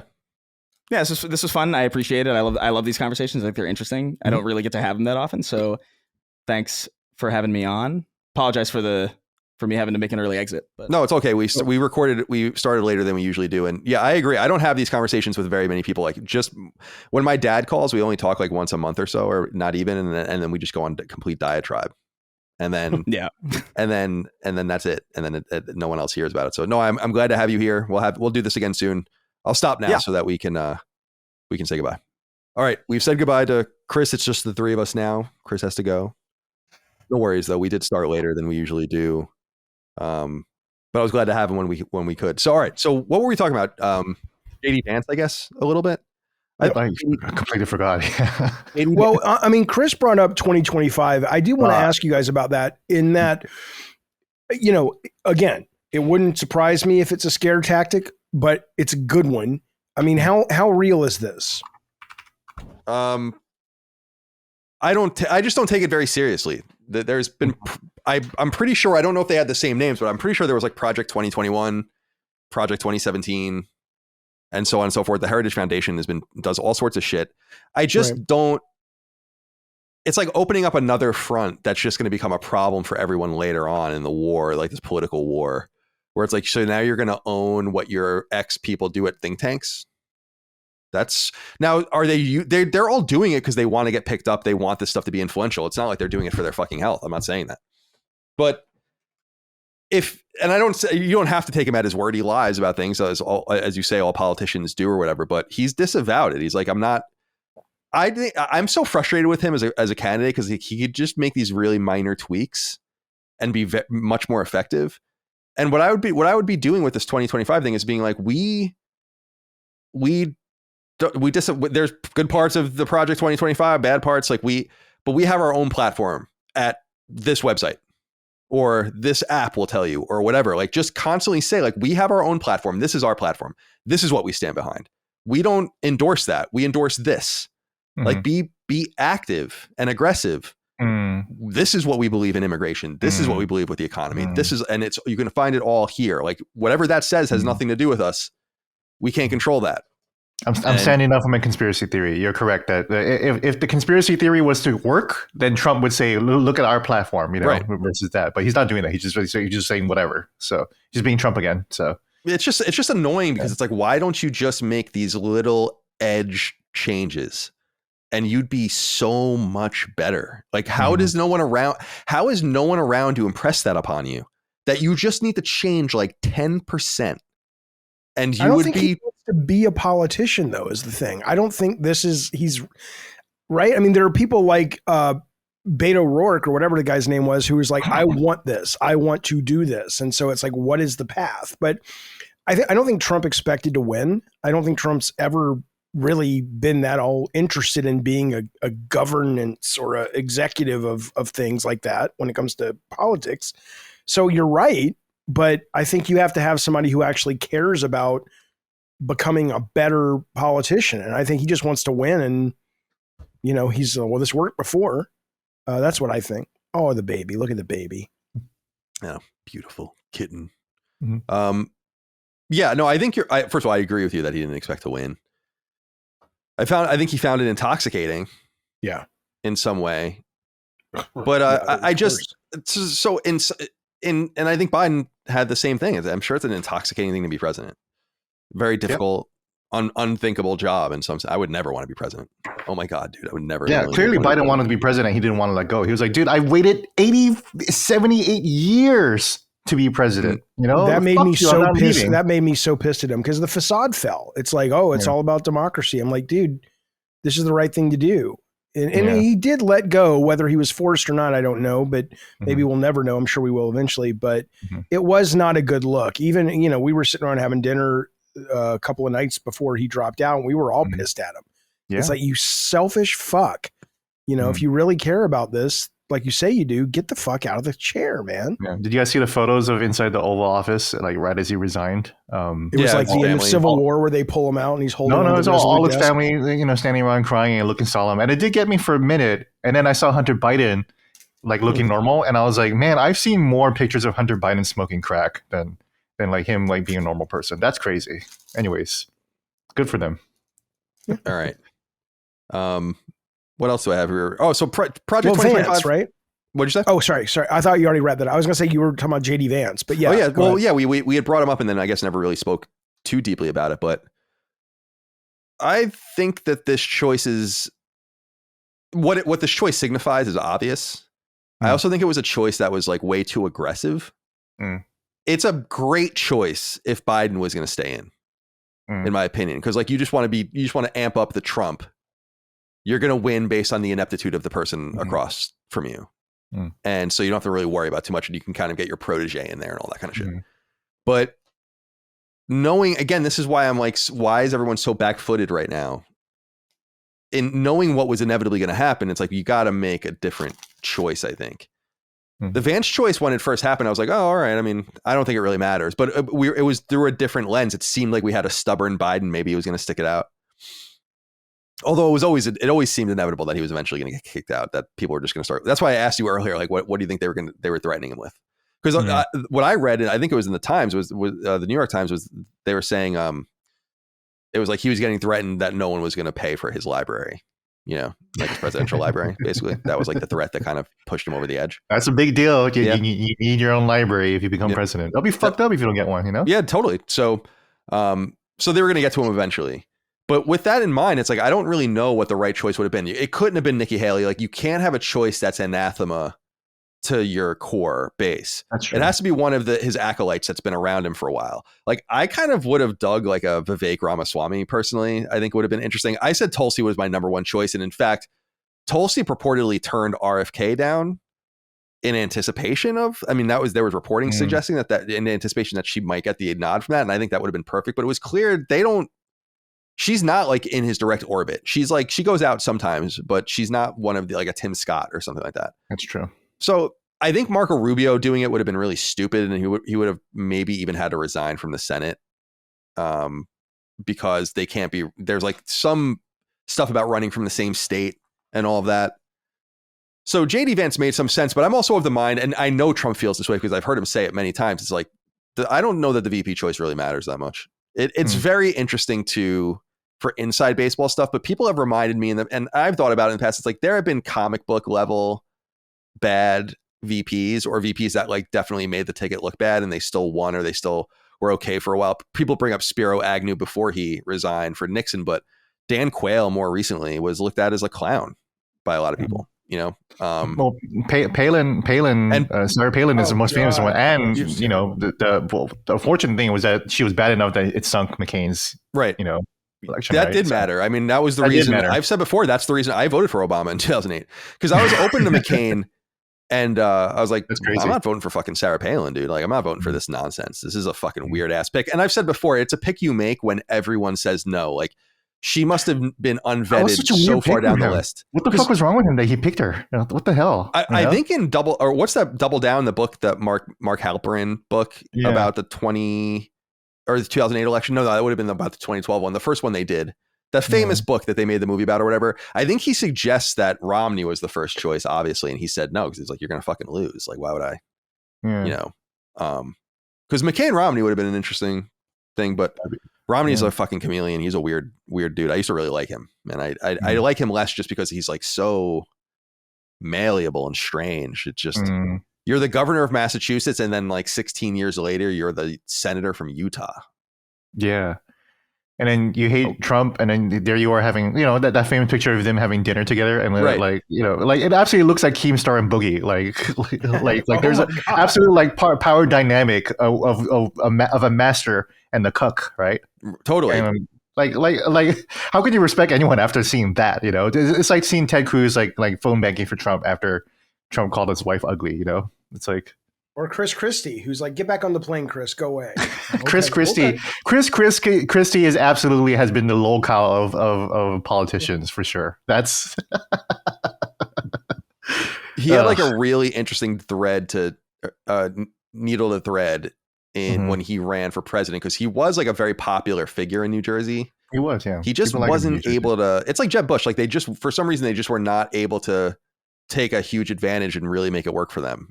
People with a lot less political talent and acumen and success do way better, which is weird. So yeah, as far as the Vance stuff, I don't know. I don't think it really matters. A lot of people are comparing Vance and Jeb together too, like in terms of like the charisma, the charisma, But totally. But my timeline is filled with all these quotes from him and clips from him. And is it just, you think none of those really are going to make any difference? I mean, because they're so out there. And I don't mean the stuff like, oh, he fucks couches or dolphins. I don't mean that. I mean, that's what, fuck whoever you want. I don't care as long as the dolphin's okay. Where does that even come from? I haven't looked at any of this stuff. I think the couch was just a joke. Just kind of like how, Ian Miles Chong was assassinated in Malaysia. Oh, right.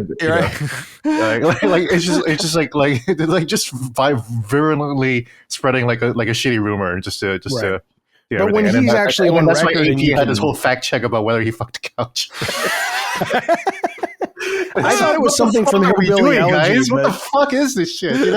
Well, I mean, it's viable news if he did, But apparently the dolphin came from his search history. Somebody looked up his search history and he was looking up intimate dolphin videos. But that could have just been because there are some weird ones out there. You should look them up. They're fucking weird. That's funny. That's exactly what happened to one of the locals too, Wings of Redemption, because he got in trouble because he was just typing in 2024 in the Google search bar. And I don't know if you guys heard about this, but he typed in 2024 just into the Google URL. And then of course the Google will drop down and it says xhamster/.com/2024/BBC shemale blah blah blah gangbang. And it's like, dude. So but it's crazy is that it was like page 5 of X Hamster. So like it was like one of those sessions where it's like, no, I've already seen all this. I need to find the one. And you go to page 5. And also that he's been to page 5 enough times that it showed up right when he typed in fucking 2024. I think the world would be better off if we all just admitted we're all fucking freaks and weirdos and just, because there's that one guy, not Wings. What's the other guy who he like thought his stream was over and he starts jerking off? Yeah. I know who you're talking about. It's the guy with the Mega Man 3 art behind him, unfortunately. Oh, really? Yeah, but I'm just like, it's like, I mean, hopefully none of us will ever see anyone we don't want to see masturbating. But the idea that it's like, oh my God, he masturbated. And it's just like, I don't know. But fucking the couch is weird, though. I will kind of say that. He has a right to do it.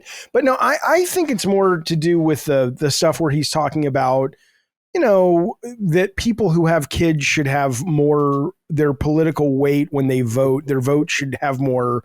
I don't know if he meant that it's like for every vote, if you have a child, you get 2 votes or whatever. But, that or talking about, going after women who don't have babies as a bad thing, or saying that the government should track people who have abortions so we can know if there's a federal law for it that we can track. It just seems, I don't know. Do you think none of that's going to be meaningful to voters or a lot of voters? I don't know. I think we're in I've learned this every 4 years, especially in like the social media era. It always seems like we're in an ever evolving state where people are able to get deeper. The memes and the way that you get things around, videos, TikTok, all of this stuff become more and more relevant. And propaganda, whether it's true or not, is going to become more and more effective. So I think anything can work or sink a candidate. But then I look at it kind of the other side of the coin and I'm like, well, the Access Hollywood tape was meaningless, which is so weird. I remember when that happened, I was like, I actually had to be reminded of this. I was watching one of the cable news channels and they had like kind of a reel of this where people were calling for Donald Trump in the Republican Party to drop out. And I was like, I forgot about that. We broke that story at the Washington Post. My colleague David Ferretel, who's now with the New York Times, because he was upset with us. It's interesting. Story. It's like that. That's why I feel like there's just no slam dunk win against Trump, because his ceiling is really low, but he has this like really high floor in some sense, or a very sturdy floor that it just doesn't matter. Like it doesn't matter what choice he makes. And it's going to be all around the edges. Even when Biden won, like we said, Biden won the popular vote by an extraordinary amount, but really it was only about 50,000 votes. I think that really tipped the election one way or the other. So I just don't know that Vance helps or hurts. I don't know who a better choice would have been. Like, I don't think Doug Burgum or something would have been a good choice either. Like, might as well pick like a scarecrow from a field and put him as your vice president. It's like, who gives a shit? JD Vance at least is like a move. It's someone, and it's clearly an acolyte, like a protege move. Definitely. Yeah. The Access Hollywood story was the most read story in Washington Post history. Or actually, no, it has been replaced since. The number one story now is the story of a woman who faked her assassination because her husband sent hitmen after her, and then she bribed the hitman to convince the husband that she was dead. And then when they had a funeral, and then when they had a funeral for her, she showed up. So that's now our number one story of all time. Interesting. That's very interesting. Before that it was Trump, but he should have picked Omarosa to be his VP. Oh my God, what the fuck was Amber Rose doing there too? Right. With that Vanilla Ice Donald Trump rap video, that shit was so embarrassing. Oh my God. Kid Rock, come on, that was some good music. Kid Rock was so embarrassing. Even honestly, I thought Hulk Hogan was a little embarrassing too. Yeah, but nobody cares. That's the thing. It's everyone forgot. Everyone was like, oh my God, Hulk Hogan. Everyone's forgot about Hulk Hogan now. By now, the only thing that convention was lacking was like a car up on cinder blocks, out front with the grass not cut. I'm from Alabama, so I got no hate for white trash, but that couldn't have been more white trash that entire convention. Yeah, it was. I couldn't. Last girl I dated was from Alabama. Yeah, I like Alabama. I'm a fan. Without the racism.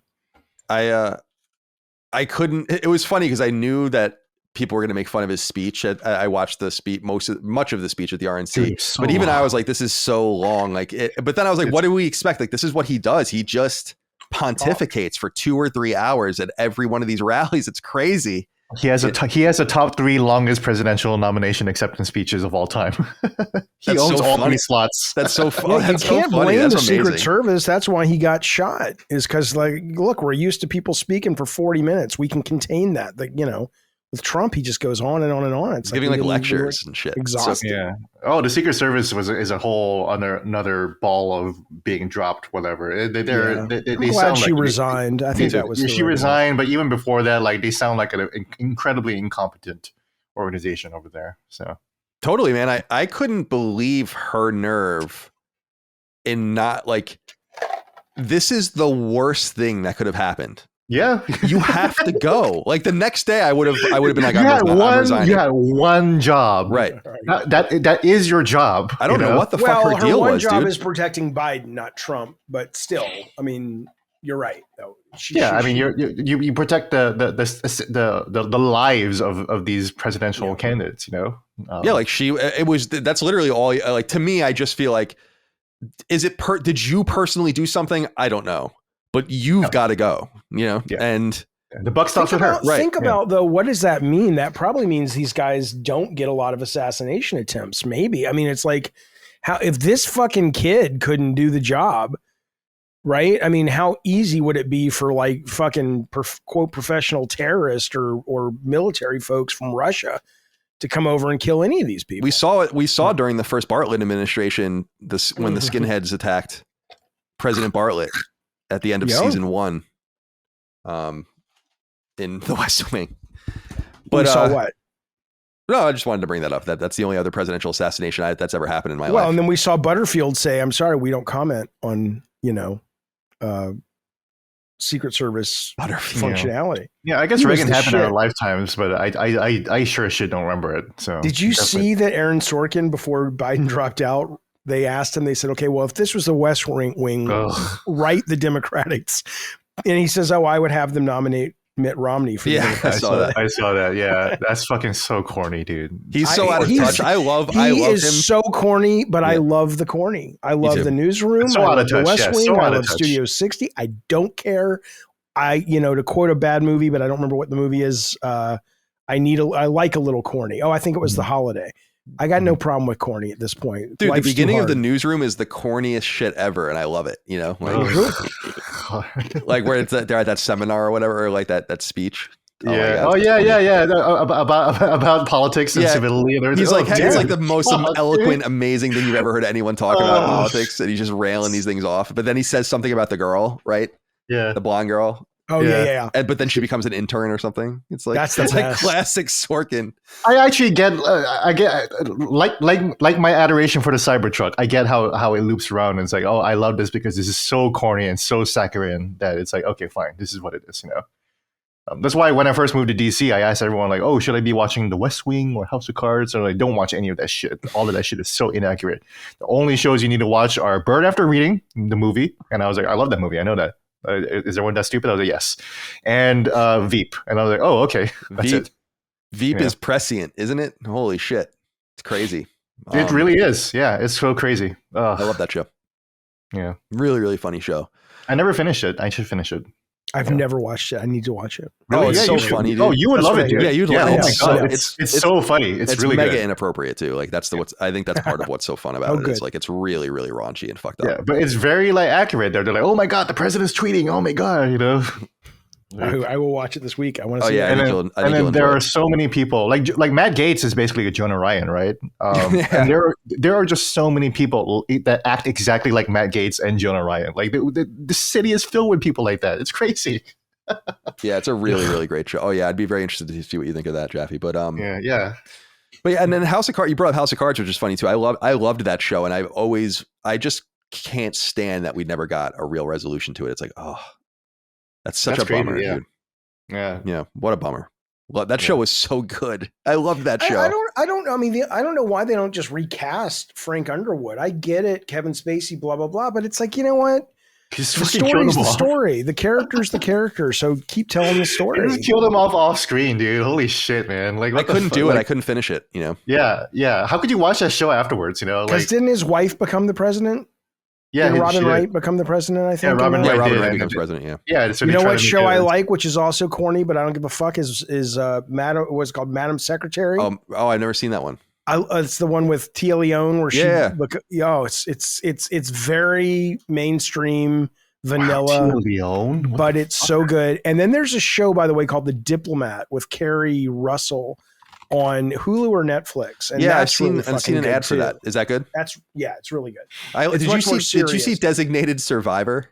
I started it and I loved the concept and I loved the pilot, but I could just never get into it. Yeah, one of the Harold and Kumar, one of those guys is in it. Yeah. Right. Yeah. And no offense to him, because I think those movies are really funny. I think those guys are funny. He's really bad in that show. I think it's like almost, it removes me from. He went to work for Obama, right? He gave up his career. Yeah. And I think he was the co-creator of that show. I think he might have even Designated. Yeah, I think so. It wouldn't surprise me. But it was so funny. I always remember this quote. He said, when I came to the White House and I worked at the White House, it was like, 11 o'clock at night. And he's like, let's get Chinese food like they do in the West Wing. And people are like, everything's closed. And he's like, what do you mean on the West Wing? They were like getting Chinese food at 2 a.m. He's like, dude, that's TV. You can't get Chinese food in Washington at 2. I don't know if you can or not, but you actually can. You actually can. Okay. There's a lot of Chinese places that are still open. So yeah. All right. Well, there you go. Well, he was right. They were wrong. Fuck them. Yeah. Anyway. Yeah. See, these people don't know what the fuck they're talking about. I order Chinese food all the time after midnight here. God, Chinese food sounds good. I'm going to get some today. Yeah. I was just eating some right before the show. Yeah.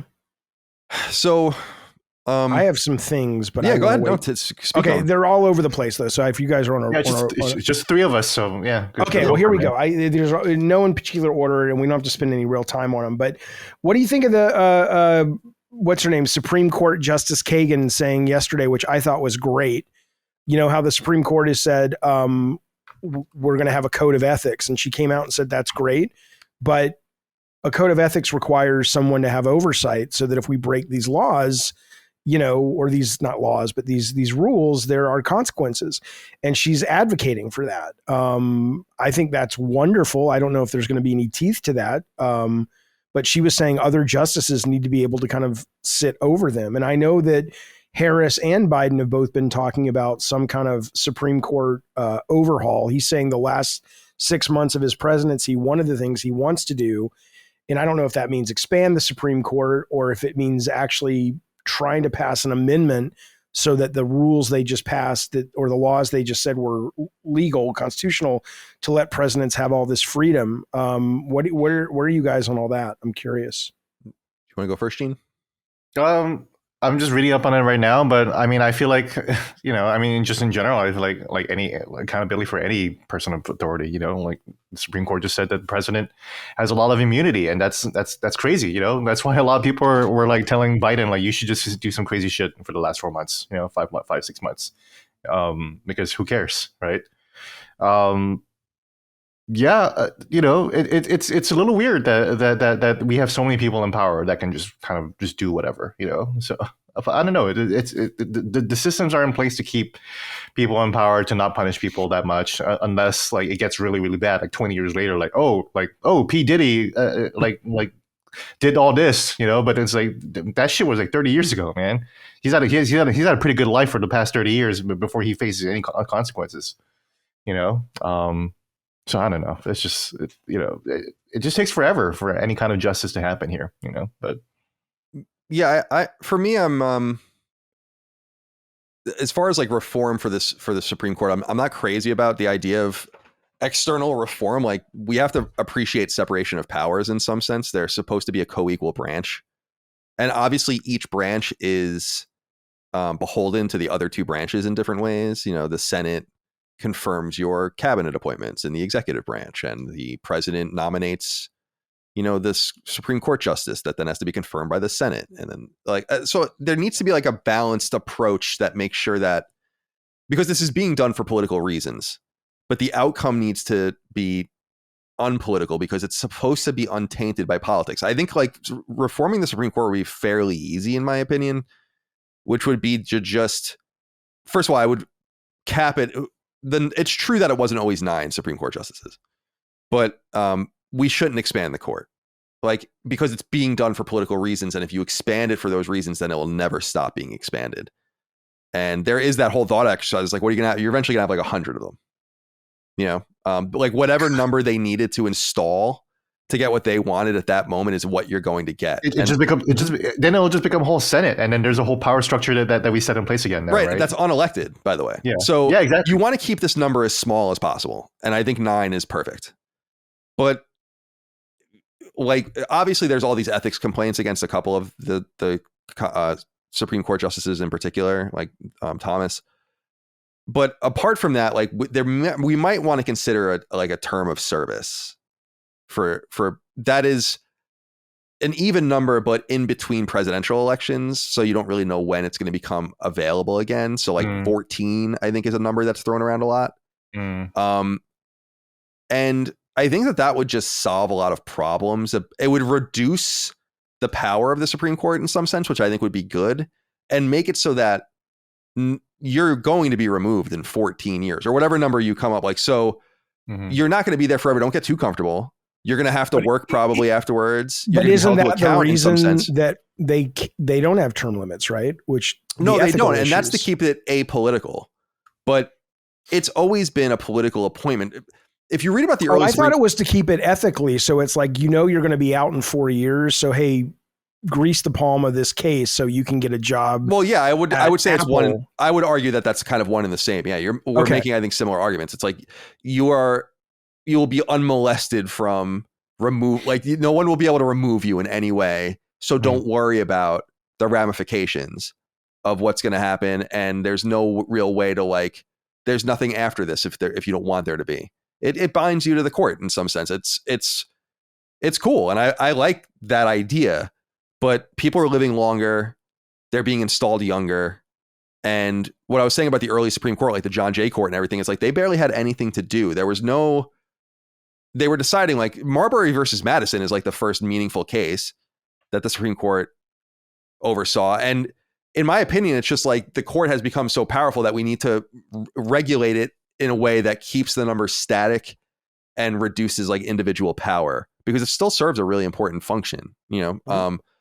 And the whole judiciary, other than the Supreme Court, is, you know, a lot. I watched fucking Senate hearings with judicial nominees constantly. There's hundreds and hundreds of them, you know?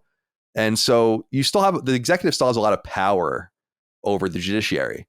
I'm really skeptical of changing rules and stuff like that, especially with how it regards to the Supreme Court, because, you know, there's that really notorious speech. It's a famous speech when the Senate Democrats under Obama eliminated the filibuster for judicial nominations. McConnell came to the floor and was like, "You're going to regret doing this. Like, you're getting what you want now, but it was going to be used against you." And what happened? It cost the Democrats a Supreme Court seat, like the most valuable thing, basically, that they can like monitor and have control over.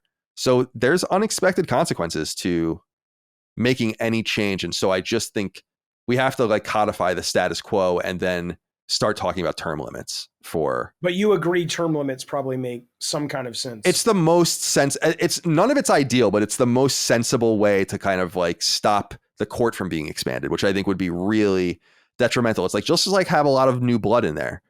Even if you wanted to dude, I would be down for like 6-year terms or something like that. I just would want it to be in the middle of a presidential term. I don't want it to be on like 2020, 2024, 2028. It's got to be in the middle. That way you can't necessarily, and 6 is a little too close because you can engineer that to basically if you have someone in the first 2 years of your first term, you can get them again in the second term. So maybe you want to have a little longer than that. That's why 12, or 14 rather, is the perfect number. But I think that people have to work together to make sure that the Supreme Court doesn't get blown up, because I think without the Supreme Court,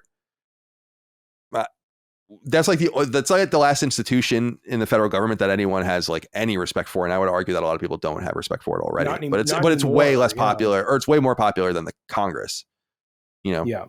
I mean, I have to assume it's always been somewhat corrupt. We just didn't know. We didn't have the ability to know. But now that we're finding out some of these things these people are doing, it's, I mean, maybe it was very Pollyanna-ish to assume they were holier than thou, but I did always look at them like, okay, well, at least we have the Supreme Court that's going to really care about the Constitution more than anything else. And I do think they do, but the fact that they're taking these trips and money and all this shit from these people that then sometimes argue their cases in front of them, that can't be okay.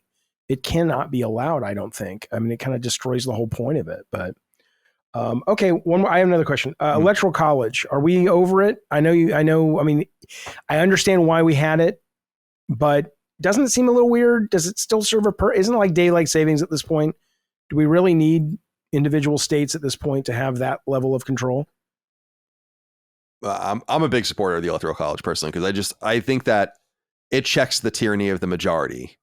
Like, you have to have a slightly more overwhelming victory in order to kind of get your way in some sense, in like the congressional races and like the proportion. It's true that 3 electoral votes have gone now to the Republicans because of the reproportionment of House members, but you have I guess what I'm saying is you have a popular vote driven House, a Senate that used to be chosen by state legislatures, so like state level guidance on federal governance. And then you had state by state votes that would then feed into electoral votes, because it's not supposed to be a direct democracy.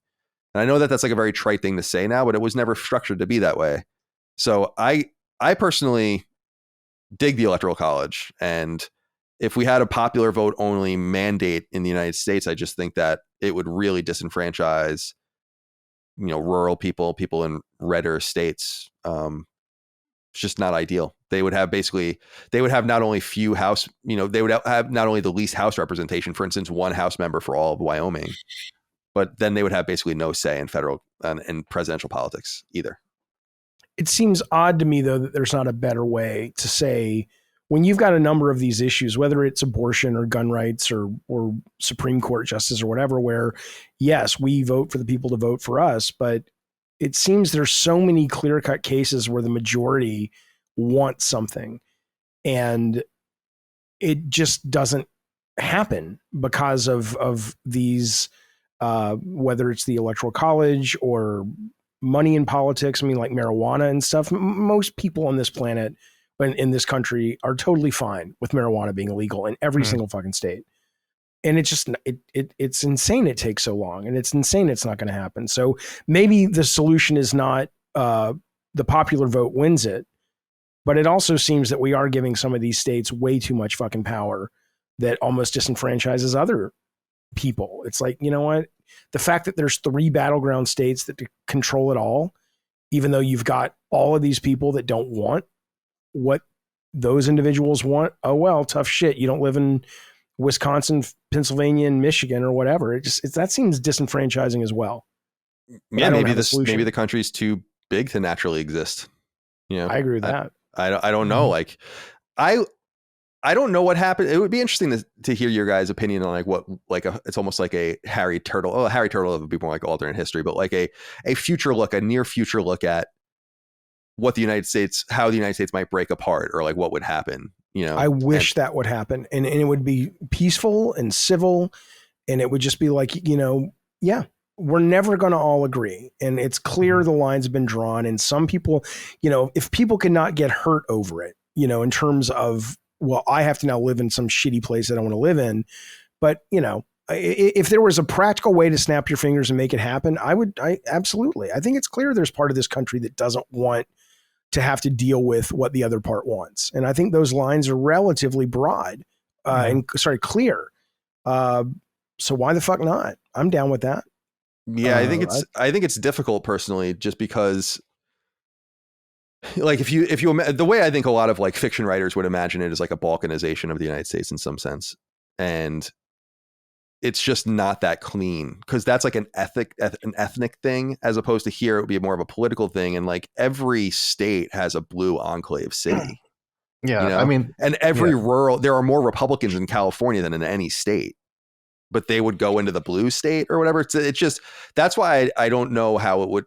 We have to I'm saying if you could snap your fingers magically and make it happen, sure. I don't think everybody will move to where they want to move to or whatever. Yeah. It would be interesting. I look, the way I think would be most ideal if that were to happen. I think the most ideal situation is we stay together, just because I think we're probably, it sounds lame, but it's like we are most powerful together, like economically, militarily. Like we should just like really figure out a way to live with each other moving forward. But if it were to split apart, like I would envision more.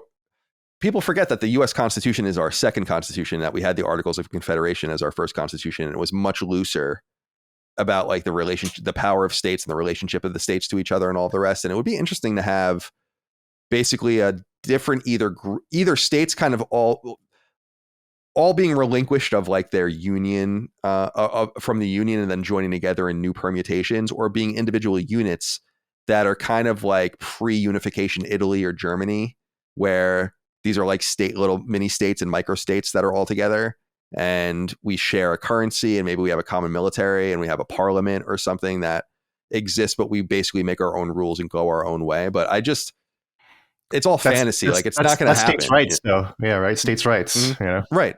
And but it's all it's like, it's not going to. It would fundamentally not be. It couldn't be peaceful if it were to happen. Because fracturing the Constitution is so overwhelmingly difficult.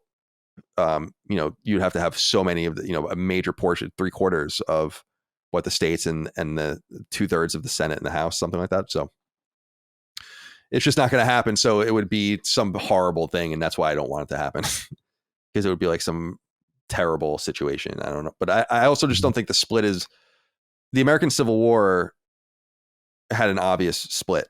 And I just don't think, in the 1860s, and I just don't think that exists anymore. We're not there. We're not there anymore. No. I mean, the problem with America is that we're the melting pot, right? And so it's just there is, like you mentioned it, like ethnic, like we don't have an ethnicity. There is no American ethnicity, Of course, a lot of people might think that might be white, right? But technically it isn't, right? So that's why we just have a whole melting pot of people who just fucking disagree with each other, who have grown up in different experiences, have different religious and cultural beliefs, and we're all trying to fit together, Yeah, and look, man, if we could pass laws, or we're not. It's not in the best interest of people in power, but I'd much rather public schools teach de-escalation and critical thinking and the ability to get along with people who have diametrically opposed views than you do, but still see them as human beings who are just trying to get by and live their lives. I think we would all benefit, but I think the minute we do that, there's a lot of people in power that lose a lot of money. But I mean.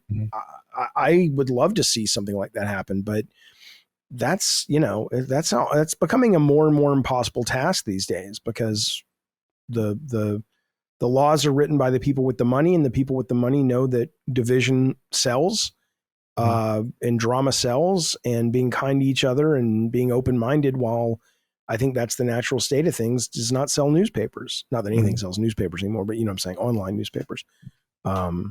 But that's the sad thing is they're both fantasies, the splitting apart America and also a perfect union, right? Even our presidents won't say that we are a perfect union. We're trying to build towards that, but that is still the fantasy. Yeah, the fantasy of our founding fathers. Yeah, it's a. I have two quick questions. Oh, okay. Oh no, go ahead. No, go ahead. Go ahead. No, I was just gonna say, like, it's a strange situation to be in, like, where the greatest advantage that we have as Americans, in my opinion, and one of the great advantages of America, is that it's not an ethnicity. And I truly do believe that. Like, that's what's so remarkable about America. We can go to Mogadishu right now, steal a baby from a crib, like an infant, and bring them up in the United States, and they will be American. There will be no imprint of them having not been American, because you're born into it. And people say this about Japan all the time. I'm fascinated. I watch a lot of like Japanese culture videos or whatever from a few creators. And, obviously we're in the game. So it's often said that people that live in Japan, like, you don't become Japanese. You're a citizen of the country of Japan, maybe eventually, but like, you can't be Japanese really, and you're not going to be looked at as really Japanese. And that we were able to create a system that, much like Rome and other places, where it was kind of like it could be a bunch of different people. And I love that it's about the system, but it makes it easy to break that system. It's always on a knife's edge between like the ideal and like the bastardization of it. And that's what bums me out is the racial stuff. I've said this many times in the past, is like such a distraction in my opinion, and so unnecessary, because there should really be no debate that it's not about your skin color to be American. We've had many generations of this now. Even what it means to be white is famously in dispute. We make fun of it on the show sometimes, but when my family came over my Italian side 100 years ago, they were not considered white. Now they are. I mean, we are white. We're Sicilian or whatever, but it's like, to me, I'm bummed that we can't get our minds around moving past this. I get sad when I look at the Gallup polling from the last 40 years and see that the people of the United States somehow think race relations are getting worse. How can that be? Like, how can what be? That we had better that the interpretation of race relations was better from all participants in 1995 than it was in 2024. It doesn't even make any sense. It makes total sense. No, it only makes sense if the situation was deeply manipulated by the social media, by just media generally, and like divisional. We all had the same television for the most part. Yes, it was cable, but we were all basically watching CNN. We were all reading local newspapers and the main newspapers, and we didn't have social media and we didn't have the internet. It's totally clear where it comes from. The perception, not the reality, but the perception. It sucks. It's totally bonkers in some sense. That's why I get so upset about, or not upset, but I am very critical of like diversity initiatives and all those kinds of things. Because I'm like, we've talked about this in the past many times, Jaffe. about affirmative action, it's like, dude, affirmative action was very necessary. And I totally support when it came, like I wasn't around, but in the 60s and into the 70s, it's like, yeah, dude, like you got to make an affirmative action to get the inertia spinning the right direction and moving, right? Mm-hmm. It was never supposed to be a permanent thing, but it became a grievance. And then people started engineering the continuance of the grievance instead of what seemed like everyone was kind of, it's a generational thing and it's a deeply personal thing, but you move past it and you kind of live in a more peaceful time, and things seemed like they were getting better. I know I've said this in the past, but like my own interpretation is that things were way less racially charged when I was a kid, which just doesn't compute. I always get a little nervous having an opinion on that just because I'm not the guy to tell you if things are better. The Gallup polling proves that black, white, everyone thought that too, right? Right. At the time. So it's like, it's not really a subjective thing. Like that's objectively true. Like, because it's like when the government talks to you about the economy and they're like, oh, the economy is great. And it's like, I'm really not curious what the government says about the economy. I'm curious like what the individual going to the grocery store says about the economy, And so when you ask people that are like the participants in society, are race relations good? And everyone's like, yeah, things are pretty good. And it's 1995. And now the same poll that they take like, every, 6 months or whatever shows it being like precipitously dropping. It's like, that is unnatural and fucking weird. And that's a problem. Okay, but let's assume we know why it is. And let's assume it is the way the internet has done with media. Would you regulate that? No. It would help. It would solve it, but it would come at the expense of the First Amendment. But I mean, if you could, so how do you fix it then? I really just think that people need to continue to be pressed. This goes right back for perfect full circle to the beginning of the conversation about civic participation and like the power of the unit, right? If just a little bit of knowledge, a little bit of a little bit of time taken out of your schedule to go cast a vote or go to a meeting or whatever, or just be involved and aware of what's going on. I think that like that kind of slowly does spread, and it's made people more aware, and a lot, like we've seen it happen in some smaller but really meaningful ways. I think like the green movement is a really good example of that, and the environmental movement, is a good example of like it's permeated every part of our society. It was just people on fringe movements and Earth Day and all of this kind of stuff, but it eventually became, and then recycling and all, and now it's just like, yeah, of course, like you're a fucking asshole if you don't recycle. You're an asshole if you're spewing carbon into the air and all these kinds of things. It's like that's like pretty impressive. Can I challenge you on a race thing? Well, sure, please. I don't want to talk about like race relations in general, right? But then what would you say? So there was a story a couple of weeks ago, and we have a story. I pulled up the story here in the Washington Post, right? A black man has accused a hotel in Michigan of racial discrimination after he says he was only invited to an interview after he changed his name on his application from Dwight Jackson to John Jabrowski, right? Interesting. So what would you say? Because so obviously this is like one case, Wait, right? He got invited when he was what, but not when he was John Jabrowski. But he said the exact same resume, the exact same right. But who got invited and who was not invited? John Jabrowski was invited. The white guy was invited. Okay. But when he was called Dwight Jackson, they didn't even give him a call. But when he was John Jabrowski, they're like, "Oh, dude, come in," and he showed up as a black dude, right? So. Obviously, that's just one anecdote, right? But it does happen. And, our story goes through here where there was a Detroit report card where researchers sent more than 83,000 fictitious job applications to openings at more than 140 Fortune 500 firms. And it found that distinctively black names reduced the chance of a call by 2.1 percentage points compared to white-sounding names. And the worst offenders were found to favor white applicants over black applicants by 24 percentage points. So, I mean, what would you say to that when because there's a lot of people that are going through this. They're like, what the fuck, like I have the qualifications. I'm just black, Why can't I get approved for my rent for this apartment just because I have a black family? I got 3 kids, but if a white family with 3 kids applies, they're totally cool. Yeah, come on in. Right. So, like, what would you say to people like that? Yeah, I mean it's an interesting point. It's also it's contrary to what I assumed was true or thought was true, which was it seemed like if you are a white male, you are at the greatest disadvantage, and that if you were like a person of color or a female or whatever, that you're more likely to be chosen because a lot of these major corporations, and because you had specifically brought up Fortune 500, I think at the smaller level, like this kind of discrimination happens all the time probably, but it's surprising to me to hear the Fortune 500 companies doing that, because I thought they all had. Why would a Fortune 500 be less susceptible? Because they're the ones most susceptible to like the DEI quotas and all this, like they're the ones. And I thought I read a story saying that like Fortune 500 companies, like there was a massive level of the new hiring of Fortune 500 companies was not non-white people. But then doesn't that suggest the only reason they're doing it is not because race is no longer a problem, but because they're financially incentivized to not be punished if they do it? Well, yeah, I think that's probably true, but that's a corporation acting as a corporation. But the point is that that's what you are seeing. I guess what I'm saying is I'm surprised to hear that the study shows the exact opposite, because I've always assumed, based on what I've read and seen over the last few years, which is potentially misguided based on what you're saying, is that like if you have a white man and a black man identical in every way, and you don't know who to choose, you choose the black guy because so I guess I'm wrong.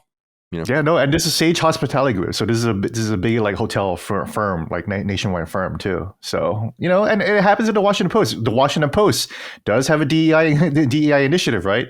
We still don't hire a lot of people of color. We still hire a lot of white people. So I mean, like the New York Times, come on, the New York Times is a fucking worst place, right? Still a lot of white folks there. So it's like there are a lot of like DEI initiatives, right? But they're not working that great. And like as in Microsoft just fucking tanked theirs. They're like, it's not that important. I would also say that that Asian, it seems like based on the Harvard lawsuit and all of that, and like and admissions in Ivy League schools, that Asian people are now the ones suffering like the most from discrimination, having to overperform everybody and everything in major ways in order to get chosen. So that does happen. That does happen to some of us, like when we're applying to colleges, right? Dude, like I was like fucking student council. I did all this shit, chess club, debate club, all this shit. What the fuck, Like I thought I played the game that we were supposed to play. A lot of Asian kids are saying that. So yeah, totally. And I think that like Indian families, I think, are starting to deal with that as well. Like it's starting. And in other words, I think it's a white problem, but it's also, I just think, more multiracial than that, suggesting something else. Maybe economics, access, whatever the case might be, that I think stops people from getting opportunity. But what I would love, so it's hard for me to know like what to do about this, but like on the smaller level, I don't like the idea of blind resumes and stuff like that. Like a company of 4 people or whatever. It's like, you should really hire whoever you want. I don't want you to discriminate against anyone, but I don't want the federal government all involved in your fucking business about like, know. But the idea, and I felt this way at IGN when we would hire, because it was completely arbitrary who we like. It wasn't arbitrary who we hired, but it was arbitrary who we noticed because we got so many applications. But I love the idea of blind applications, like no indication of name, where you're from, gender, and you kind of make your choices based on that. And that seems to be the most equitable way to do it. Like no picture, that's sometimes included in a resume or anything like that. Just make the decision from a meritocratic way. So in South Korea, with from the makers of Stellar Blade, you have to submit a photo if you want to apply for a job. If you look ugly or like someone that they don't want to work with, they're like, no. Straight up no. So that's why like there are a lot of like job image consultants who are like, can you give me a makeover, like a literal makeover, make me look a little bit more attractive. That's so interesting. I love that. Yeah. So yeah, in Korea, like hyper capitalistic society, right? That's what they're doing over there, which is interesting. Only recently, a couple years ago, and I did all these research for the Stellar Blade review, but because I want to make the point that this is the nation that it comes from, that we valorize like conventional sharp beauty, right? But what was I saying? Oh, yeah. Recently, the government said, okay, we're going to make it illegal to apply for the government and for the government to care about your looks. And that only happened recently, awesome. Where it's like okay, if you're ugly, maybe you can work for the government, which is crazy. But doesn't it say something about the fact that maybe racism and whatnot and sexism is still pretty prevalent, given that the best way to hire someone is a blind resume? I mean, shouldn't the best way, if race is no longer really the problem we thought it was, be that you don't have to have any mechanisms in place. You don't have to have a blind resume because no one cares if you're black, white, mulatto, Asian, Indian. Yeah, but the problem is that humans are racist, though. I understand that. Let's just fucking own it. We've been racist for as long as we've been humans. I'm not sure we're going to be solving this problem anytime soon. I think you're right, but then don't you think it's disingenuous to say that the issue is not a race problem? Oh yeah, there is no race problem. Yeah, but I don't like. Yeah, that's what I'm challenging Colin on. So, well, I don't like it. I don't like it either. Well, no. I was gonna say I don't like the. I feel like it's a conflation, like because we're talking about race versus like civilization or society. You know, I personally, I think there are definitely many people that are racist, and we've talked about this so many times on our show, like on our different interactions. But I also think that like most people aren't. And so you're kind of trying to navigate, like a blind resume would say, like, we understand most people would do the right thing, but for those that don't, we're just mitigating the risk. Sure. And you're getting to the same outcome anyway. Racist, like they're going to burn a cross in your yard. But I think most people have biases that are probably unconscious that come from sort of just being where we are in the evolution of the species. Sure, but that's where like our language is a problem because like, you know, some people will say racist, that's racist, and it's like, no, that's just racial bias or that's racial discrimination. It's not like, you know, and there's a spectrum of racism, you know, where it's like, I mean, let's be clear. I'm drinking right now, fellas. You know, but I don't think Sage Hospitality was going to invite Mr. Dwight Jackson over to their office and call him the N-word. You know, like obviously they're not going to be that racist, but they were going to think like, oh, Dwight Jackson, like, we don't want to hire him though. You know? You're making the JD Vance reference. Yes, thank you, Colin. Yeah. I literally have Diet Mountain Dew. Come on, you guys. That's good. It was good. It was fine. Yeah, I totally understand what you're saying. I get people in some sense like race is still taboo, even though it's like at the forefront of everyone's mind and part of all these different initiatives and all of that kind of stuff. I would contend that this kind of goes into what I was saying earlier about what's so unique about America. What I think so wonderful about it is that like we actually live in a society where it shouldn't matter. And so to Jaffe's point, it's like, how do you get to that point? And I think it's a lot of it is just categorizing like how people feel about things and like the way that like checking people's assumptions about race and how you can transplant anyone of any race into any society and they become that society. And what you might hate or disagree with or not like the food from or the cleanliness factor or the whatever is the society that's not ours. And a person doesn't, a person's American no matter what. It's like, it's just so strange that people conflate all these two things all the time and make it about like the race of the person. It's like, it's just genetics. I think fundamentally, I wonder about this. Like, you know, people talk about gut microbes and all this stuff and the subconscious. I wonder how much of our choices about what we like and don't like in a political candidate is so simple as it relate. Like we can lather on all of this. Well, he did this and she said that, and this is the politics of this, that, and the other. But maybe if we just kind of did get honest with ourselves, I wonder how much of it would just be, I just don't like that kind of person. I don't even mean race wise. Like the fact is I can point to things about Donald Trump practically that I despise, but there's also a part of it that he reminds me, and a lot of his fans and supporters remind me of the bullies and the jocks in high school that were dicks to everybody and they got away with it. Just like I imagine a lot of people on the left are despised by the people on the right, because how can that geek and that loser who I shoved into a locker in high school or in junior high have such a hot wife, make all this money and have all this power? I know that sounds almost so stupid to be something an elementary school kid would say, but sometimes when I hear people be so hypocritical about it's okay for my guy to do it, but not your guy to do it, or I'll only search for news about my guy doing good stuff and your guy doing bad stuff, I wonder how much of it is this sort of internalized bias that we're not even aware of, that has nothing to do with what these people are actually doing in the real world. It has everything to do with that kind of lizard brain sense of the people we like and don't like from childhood. Is that stupid? I don't think it is. I mean, I think that I'm not a child psychologist, but it seems like to me that like I'm in the wrong fucking podcast. I'm sorry, like, guys. I wasted your time. No, but it's like I think that it's obvious that like children don't seem to be obviously racist when they deal with each other as children. Like anything, they're so malleable and open to whatever. Like they see new and mystical things every day. You know, like where they don't understand anything that's going on, and it's implanted into them to treat a person a certain way or not, I think from the people around them or the cadence that other people set around them. And so you're deeply malleable at that early age, and it's probably true about everything, like really.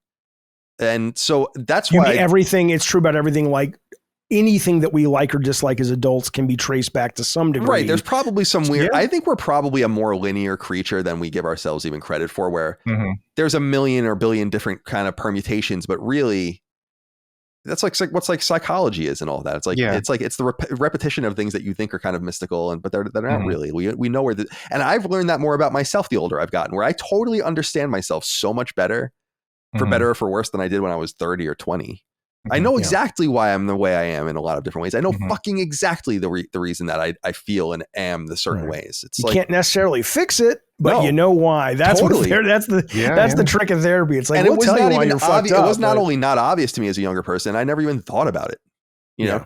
And then suddenly you realize, like, oh shit, I'm a product of my environment. That's excellent. You know? Yeah, because you're a child, because our brains aren't developed, because we can't comprehend that shit, you know. And you'll find if either one of you guys, you know, again, until you become a parent, your vote doesn't mean shit, but at least according to JD Vance, but I'm a childless cat lady. Yeah, we are childless cat But ladies. if you do become a parent, you'll find one of the most frustrating parts of it, I think, or at least that I have found, is that no matter your best intentions, and it just breaks my heart to say it, because I mean, our kids were surrounded by love and support and opportunity, and we still dropped the ball. And it wasn't that we dropped the ball because we were assholes or we were working or we weren't present. It's just that you don't know what you don't know. And you don't know until after they're adults and you go, shit, that was the day I fucked up worse than any other day. Yeah, yeah. And it's not intentional. And it's just, it's so horrid. I've learned to forgive my parents for not knowing how to deal with my depression. I was super depressed. I had the worst signs of it very early on. And they just kind of like, he'll be fine, you know? Right. And there's some parents who are assholes and not available, but a lot, like it sounds like yours, you know. Yeah, they were around, but they just didn't know how to deal with it, you know? So then I sunk into alcoholism and drug use, you know? So that's where that path went. Luckily, my parents were also good people. Yeah. So that's why I've been able to kind of correct myself and right myself. And, you know, they train me to be, you know, they train me in ways of discipline and everything. And so again, back to Colin's point, there's a very linear path, you know? It's like a video game. Very much, yeah. Yeah, I think a lot of it in that regard is about cause and effect. Yeah, it's about it's about intention. Like this is my parents did a lot of things. My parents did a lot of things, like made a lot of choices in their own lives that fucked my life up.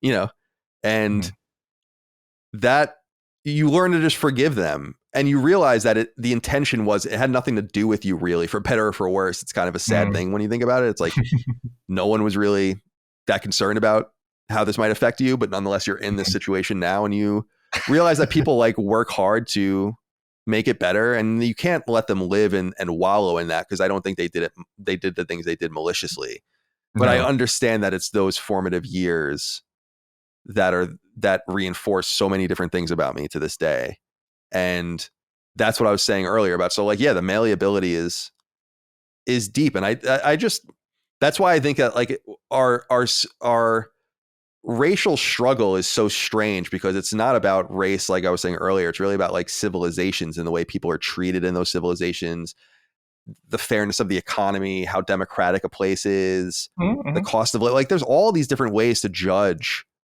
societies and civilizations that are just totally subjective, or I'm sorry, objective, as opposed to the subjectivity of just genetics, which is, I just think, lame and reductionist and used to keep us distracted from the real problems. And the real fundamental problem, which is wealth inequality, you know, as I've said many times, not because I'm some sort of socialist. I'm not, because I just realized that like you can't. It sounds socialist though, you know. It does, because a lot of it, because a lot of socialists are like, shut the fuck up about gender politics, you know. The other day, I won't mention who, but someone tweeted like, "Oh man, I saw a TikTok where I'm talking about where it made me recognize my internalized misogyny because we always say probably Boogie." It wasn't Boogie. It was just some other guy. But he was like, "Oh, I have internalized misogyny in me because I'm always saying Obama and Biden. But what about why am I saying Kamala and Hillary? No, it's President Harris." And like a whole bunch of leftists, they were like, "Shut the fuck up! Stop saying that everything is racist and everything and sexist and everything like that." And this person was like, "Oh, are you a bot? You must be a right-wing bot." And it's like you are completely reading everything wrong. These are hardcore leftists with Palestine flags in them, telling you, "Shut the fuck up! You're ruining it for everybody." This is not even important. And of course, Pelosi. No one calls her Nancy. Right? They call her Speaker Emeritus. Yeah, Speaker Emeritus Pelosi. Why would you call her Pelosi but not Obama? His name's Barack. No, but they're saying that, oh my God, I'm so misogynistic because I only call men by their surnames, but I'm always so casual with the women. And it's like, no, a lot of women politicians also go by their last names too, and a lot of dudes like Beto, when we mentioned, like Beto, Mayor Pete, that's super casual, right? So so that's why everyone was like, no, shut the fuck up. There is no pattern. You are seeing a pattern of gender bias that when there is none, right? Yeah. So like that's where it's kind of swinging around. So people are tired of the liberal Tumblr bait bullshit of discourse, right? Of gender and race, right? Because I think that's where people are kind of starting to turn around. I agree, and I'm not opposed to finding common bedfellows to all these issues are interdependent, but also independent of each other, and like tackling them one at a time with common bedfellows, regardless of how we feel about other things, I think is somewhat gay. Right. What happened? You said common bedfellows. Oh, and I said gay. Jaffe, you're interrupting. What? I know, but you're blowing my train of thought. You've done it like 4 times. Common bedfellows. Go.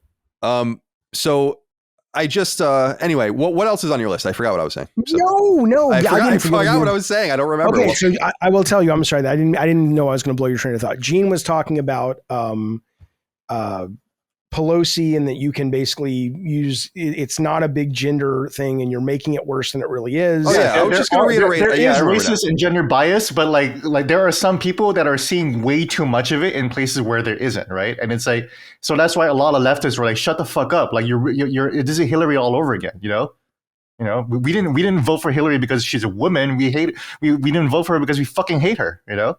Yeah, she's Hillary Clinton. Right.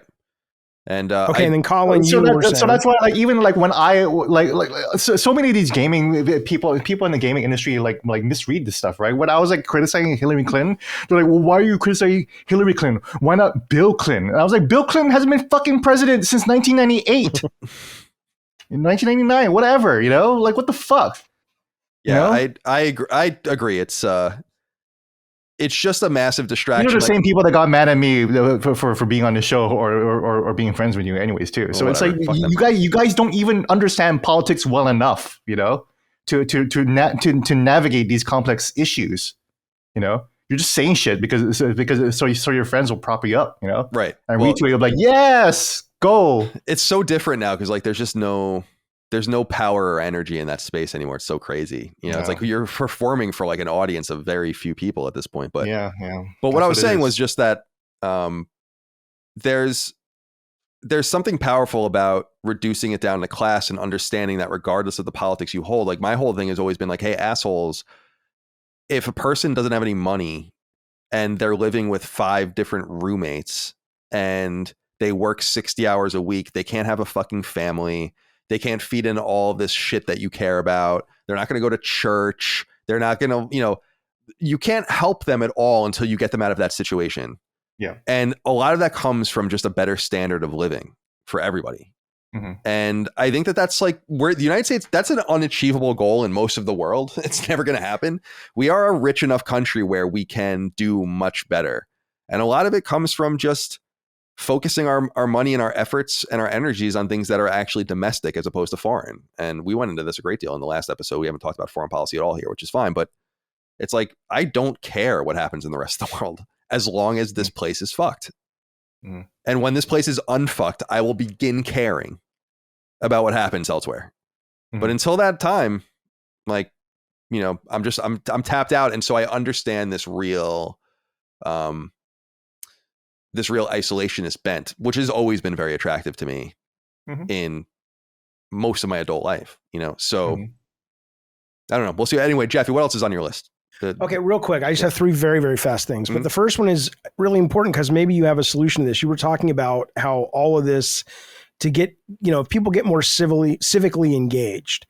And it reminds, and I think that's right, but it reminds me of like some of the comments on Constellation in the past shows where how do you recommend that people become civically engaged in a more positive way when there really are a whole different set of, quote, facts, depending on what you're reading? Like, people were correcting me. Like I said, I appreciated what they told me. I was wrong. They were right. But more often than not, like, you know, you're going to see people in the comments, like I almost guarantee you when you talked about, or Gene, or maybe it was Reagan talking about, oh, well, Trump's going to want a 3rd term because, you know, he was denied this or that or the other. You're going to have people that are convinced that the election was stolen in 2020. And they're going to try to link you to all this stuff. And even if you go read it, it doesn't really gel, or you can find ways to counter that based on stuff that you can link. I mean, ultimately, civic engagement works, but how do you recommend, or is there a way to get people to open up to the fact that you can be civically engaged, but you're only as good as the information you have? And even that is very suspect. Yeah, it's an information war. I mean, info war. Infowars, yes. And Alex was right about to name it that way, but yeah. Absolutely. And to me, I think that it's hard to assess the political situation as it truly stands, in my opinion, in the United States, because I feel like the messaging from the right is not very effective. And the fake election thing is a really good example of that, where this could have so easily been turned into something that was not only salient and interesting, but that no one would even talk about anymore if they had, again, just repositioned it in a different way, which is to say, like, listen, when we say the election was stolen, right, which is, again, bad verbiage to even use. Like, I would have workshopped this in a totally different way. What we're saying is that the rules were changed undemocratically and unconstitutionally in certain states to allow voting in ways that were not allowed by rule. And this allowed people to harvest votes. People that were not on rolls were voting, all of these different things. We can't quantify it, and we're not choosing to or asking to quantify it in any certain way. We're just telling you that the rules were loose, and we feel like this is what tipped the election against us. So we're not going to allow this to happen in the future or whatever. Like, why can't you just effectively message it like that? If that was the message, intellectual, because it's detailed, and the Trump campaign isn't very much into details. That's why I would say, if that had been the message, I would say, oh yeah, well, 99% of the people in this country do not want unfair elections. So if you guys have valid reasons that these elections were unfair, let's fix that. I think you're right, but that's your message. That's not the message I got. No, I got Rudy standing in front of the Four Seasons garden, right? Yeah, exactly. But it goes back to what Colin said. It's like, if you just tweak things, if you just shut the fuck up for a little bit and just tweak things a little bit, then you can have a really winning message that is cogent and also says the exact same thing, you know? Well, this goes back into what I was saying earlier about what you had brought up, Jaffe, like, well, why doesn't it matter that Trump seems to make bad hires and fire people? And I'm like, because he doesn't care when anyone else says, so nothing's going to change. Because if I had some sort of superpower to sit him down and be like, listen, dude, like, just message this way consistently. Like, these are the things you're going to message. These are the beats. Like, it would solve all of his problems. It would have solved them so long ago, but he has no discipline and no respect for the process, which is why I think he has interesting political chops, but I don't think he's a necessarily talented politician because he doesn't give a fuck what works or doesn't work. It's very strange. He really believes in his gut intuition, which I don't blame him, but it's not always right. And this is one of those examples where I was like, dude, you sound crazy. There's no doubt people were voting that shouldn't be voting. There's no doubt that people were shoving ballots in and doing fucking untoward shit. I have no doubt that stuff was happening, but I don't think it happens on any sort of major scale. And that's not the argument you should be making. What you should be making is saying, we concede. we concede that Joe Biden got more votes in this election than we did won the Electoral College, but we don't think all of these votes are, or some of these votes are ill-begotten out of these unconstitutional rules in the various states. And we're just going to work in the future to change them. We want to make everyone aware that these things are happening. It's just so easy, like you said, Gene, to just turn a little bit, just a little bit, you know, and like every one of their messages, every one of Trump, or not every one of them, but many of Trump's messages are towards this end. Like he has some sort of instinctual need to moderate. I think he strong-armed the RNC into basically removing abortion restrictions and gay marriage shit from the party platform, which was unheard of. And no one's talking about that because that would make him look good, by the way. And I recognize that. It ultimately didn't matter though, right? Because they still overturned. But still, I get you. It's right. Well, he's basically saying, and I don't disagree. Like I have been on the record saying that I never thought Roe versus Wade would ever be overturned because it was just such a sacred cow in some sense. You have said that, yeah. You said that kind of funny. I remember that. And it did happen, but it is a Colin was wrong moment. But yeah, it was definitely a Colin was wrong moment. But I also don't think keeping Roe versus Wade in place forever was the answer. It's a fucking judicial decision. We need legislation. If this forces them to like make a decision, and kicking it back to the states is totally fine with me. That should be really much of what we do. It's like, I don't think getting rid of it is bad. And this is another thing where they just don't know how to talk about it. Like they're getting a little bit better, but it's just like, listen, dude, we just don't want the judiciary to legislate. And even in conservative states that were going to win by 25 points, like Kansas, when it was on the ballot, they approved abortion in the state. So we're not worried about like a loss of access. Ultimately, we want the states to decide, like, just talk about it like normal people, you know, instead of it making like some sort of like, what are the exceptions and all of that. So like we're not talking about anything like that. We're just talking about like whether it's legal or not in the various states and who decides. And if we want federal legislation, pass federal legislation. I personally think that would be great. So we can just fucking stop talking about this. You know, like, dude, I am so desperate for someone to just be like, all right, 14 weeks, good, bye. And then like we can move on with our lives. Like, okay. Last two real quick. One's about newspapers. Okay. And one's about presidents and UFOs. Just real quick. One thing you about the New York Times. I'm just curious if this is actually a meaningful thing newspapers are discussing, because every night, or almost every night, whether we're all together or we do it virtually, me and my family go to the New York Times and we play Wordle, we play Strands. Fuck you. Not only because that's kind of how we got trained with Wordle, because they bought Wordle. But then there's like 6 games we play. There's like a mini crossword, there's Wordle, there's a new game called Strands, there's Spelling Bee, and there's something else. And my question is that actually becoming a viable part of their business? And do you guys have that? And is that like something that gets talked about with games and stuff? No, it's entirely the reason why the New York Times and the Washington Post were pretty much neck and neck. We had about 2.5 million subscribers each, right, back in 2016. The New York Times now has 9 million fucking subscribers. They overshot us by so many. You know, we're being crushed right now, right? It's because they were smart enough to have an amazing cooking app with amazing search features, which we fucked up on.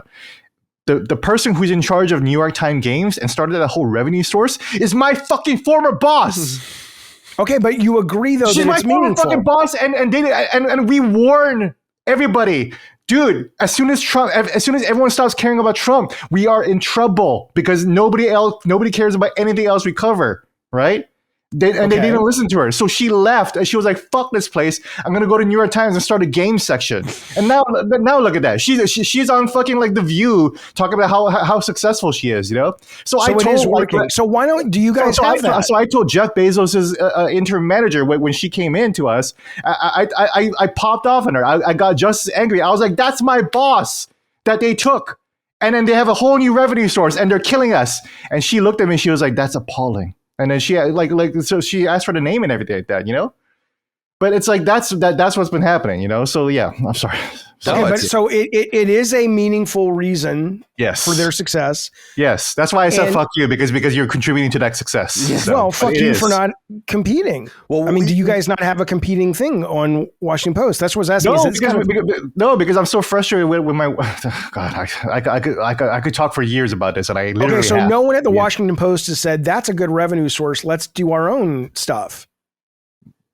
We're trying, but I think we're just kind of at a loss. And a part of it is we don't want to just do what the New York Times says, because the New York Times already got that model, right? The problem is that we have a bunch of podcasts that are just like the Daily, and it's like the Daily is like the #1 podcast. So it's like, you know, so I don't know what we're doing. You know, so we have a leadership vacuum at the Washington Post. Hire some game designers; they'll fix it. We don't really have a vision. You know, talk about Biden, sitting down Biden and his library. You know, Jeff Bezos sat down our publisher and says, "I'm going to give you $85 million for you to quit, because you are ruining this company. You lost $100 million last year." And that's what happened. So he got a golden parachute to get the fuck out. But then there was no vision. The only vision was keep covering politics, and hopefully that works. All right. Well, this is a personal question. Obviously, you don't have to answer anything. No shit, Jeffy. But I'm curious now. You write about games. You're great at it. You believe in your ex-boss's vision for a game section. The New York Times still has a game division, whereas you guys laid off a bunch of yours. Why are you still there and not working with your old boss? I don't want to work for the New York Times. Okay, fair. So, all right. I want to kill them. I want to destroy them. Yeah. Fair enough. You know so much about games, dude. You should run their games division, dude. That was like me with GameSpot. Figure out how to kill Wordle. Yeah, but is that like bloodthirsty competitiveness that's like ingrained in me? And it's good. like I know Colin respects that. Colin loves that shit. I do too. You know, and it's like I want that. I want to bury the fucking New York Times. You know, I have an issue with them. You know, so that's where I'm at. So their games coverage, that's what fucking pissed me off, because they came out with a PR statement saying, "Oh, we're increasing our games coverage." That's not true. That's not true. It's just a bunch of writers out there saying, "Hey, we should cover more games," so we'll let them. You know. Okay. So I'm still the only, well, besides Schreier, I guess, right? But I'm still like the only dedicated like video games writer besides me and Jason Schreier in like the mainstream media space. You know. Got it. Okay, but I mean, start a games section, Wordle, games to play. Yeah, I've been pitching developers and game concepts and game genres to, and they just don't do it for years. Nobody, I don't get any emails back. You know, okay, I'm gonna solve it for you right now, Gene. You ready? Mm-hmm. Amazon Luna, which owns the Washington Post, Amazon, right? Amazon Luna is really good. Mm-hmm. It's a really good streaming service, especially if you're talking about games like Wordle or whatever.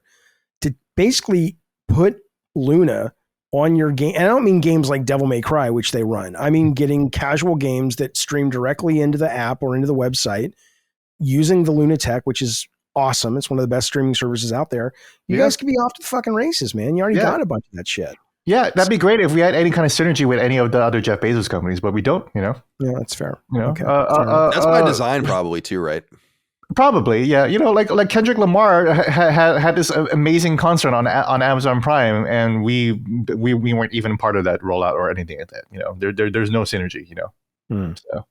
All right, my last question. I'm sorry to go. Also, I helped oversee the Washington Post Twitch channel, which blew the fuck up. We were huge. We had 40,000, 50,000, 60,000 concurrents when we were running, right? And then we just stopped. You know? And then so I've been pitching like let's bring it back, let me take over it, and then we just haven't done anything. But I still believe in the Washington Post. I still love the place. I still love the people that work there, and I still believe in the mission. I still believe that I can make an impact. Although for how much more longer, I don't know. But we'll see. Fair enough. Okay, last question I have. I'd never heard this, and I know you know your history more than I do, Colin. But as I dive deeper down a lot of these fucking rabbit holes about UFOs and UAPs and interdimensional beings and whatnot, which I just find fascinating, I heard a story, and it's kind of repeated in that kind of UFO space, but I don't know if it's actually verified. I can't find verification that Jimmy Carter apparently saw a UFO before he was president, and he pledged when he got into office, he would reveal and disclose the number of the UFO things that the government had if they had them. And apparently he was pushing this And he got a visit from, I guess, the CIA with George Bush Sr. was running it at the time, I think. And he says, it's at a need to know basis. You're not totally need to know. But apparently what they did tell him, witnesses there, they say that after he heard what they said, and I'll tell you what they said in a second, allegedly, he just sat in the meeting and he wept. And then for about 3 weeks after, he was just depressed and all this stuff. And then he just never mentioned it again. Have you heard this? It's vaguely familiar, but I don't know. Keep going. Well, what they said they told him was that, and it kind of tracks with some of the stuff that one of these other UFO guys said he saw at the Vatican, but that religion was made up by the aliens that have been around since the beginning. They've created us, and they created all the religions to keep us from killing each other as much as we can, and to control us and to keep us peaceful so that they could continue whatever experiment that why we're here, why they created us. And that apparently, because Carter is whatever, super religious, super into his religion, that apparently broke him when he realized that was all a lie and it was all created by these aliens. And I'm just like, I never heard this until like a week ago. And I'm like, I don't know how real it is, how much bullshit it is. And I didn't know if you had ever heard that. No, it sounds like vaguely familiar, but no, I have no thoughts on that. I mean, it's okay. It's interesting. I mean, you and I have discussed in the past, and I wonder how Gene feels about this too, is I'm shocked by how little people seem to care about this. It's like, how can you, like, do you understand the things that people are saying, like, is happening? Like, how can this not be the biggest news story right now? I think because they don't believe it. Yeah, totally. They don't believe it. So if you go to comment section, somebody will say something, and 20% of it will be, or it's the little green men. It's like, we get it. You're really smart. You don't fall for bullshit. Guess what? Neither do I. I'm not saying it's totally real. I'm saying it's interesting, and there's some weird things about it. But I think it's because a lot of people are like that. They're just like, that sounds stupid. I'm where Chris Reagan is at. You need to bring out an actual alien, fucking sweating, dripping. It needs to be like a whole like Independence Day scenario. Like I'm in DC and I'm seeing the fucking like God's ship over us. That's when I'll take it seriously. But if we're just all talking about it, I'm just because you don't believe it, or because it's like, I believe it. I want to believe it. What's the point? What's the point of talking about it if I don't have any evidence? So fucking show me the alien. I don't want to talk about it. I don't want to read documents. I don't want to see videos or documentation or any of that. Go to the Oval Office and bring out the fucking Elvis out there. Got it. All right, it's fair. Yeah. Totally fair. That's all I had other than, Colin, are we doing the DMT or are we not? No, I don't think so, only because we're not staying long enough to do it. We're going on like we're just going to go on like a mini vacation.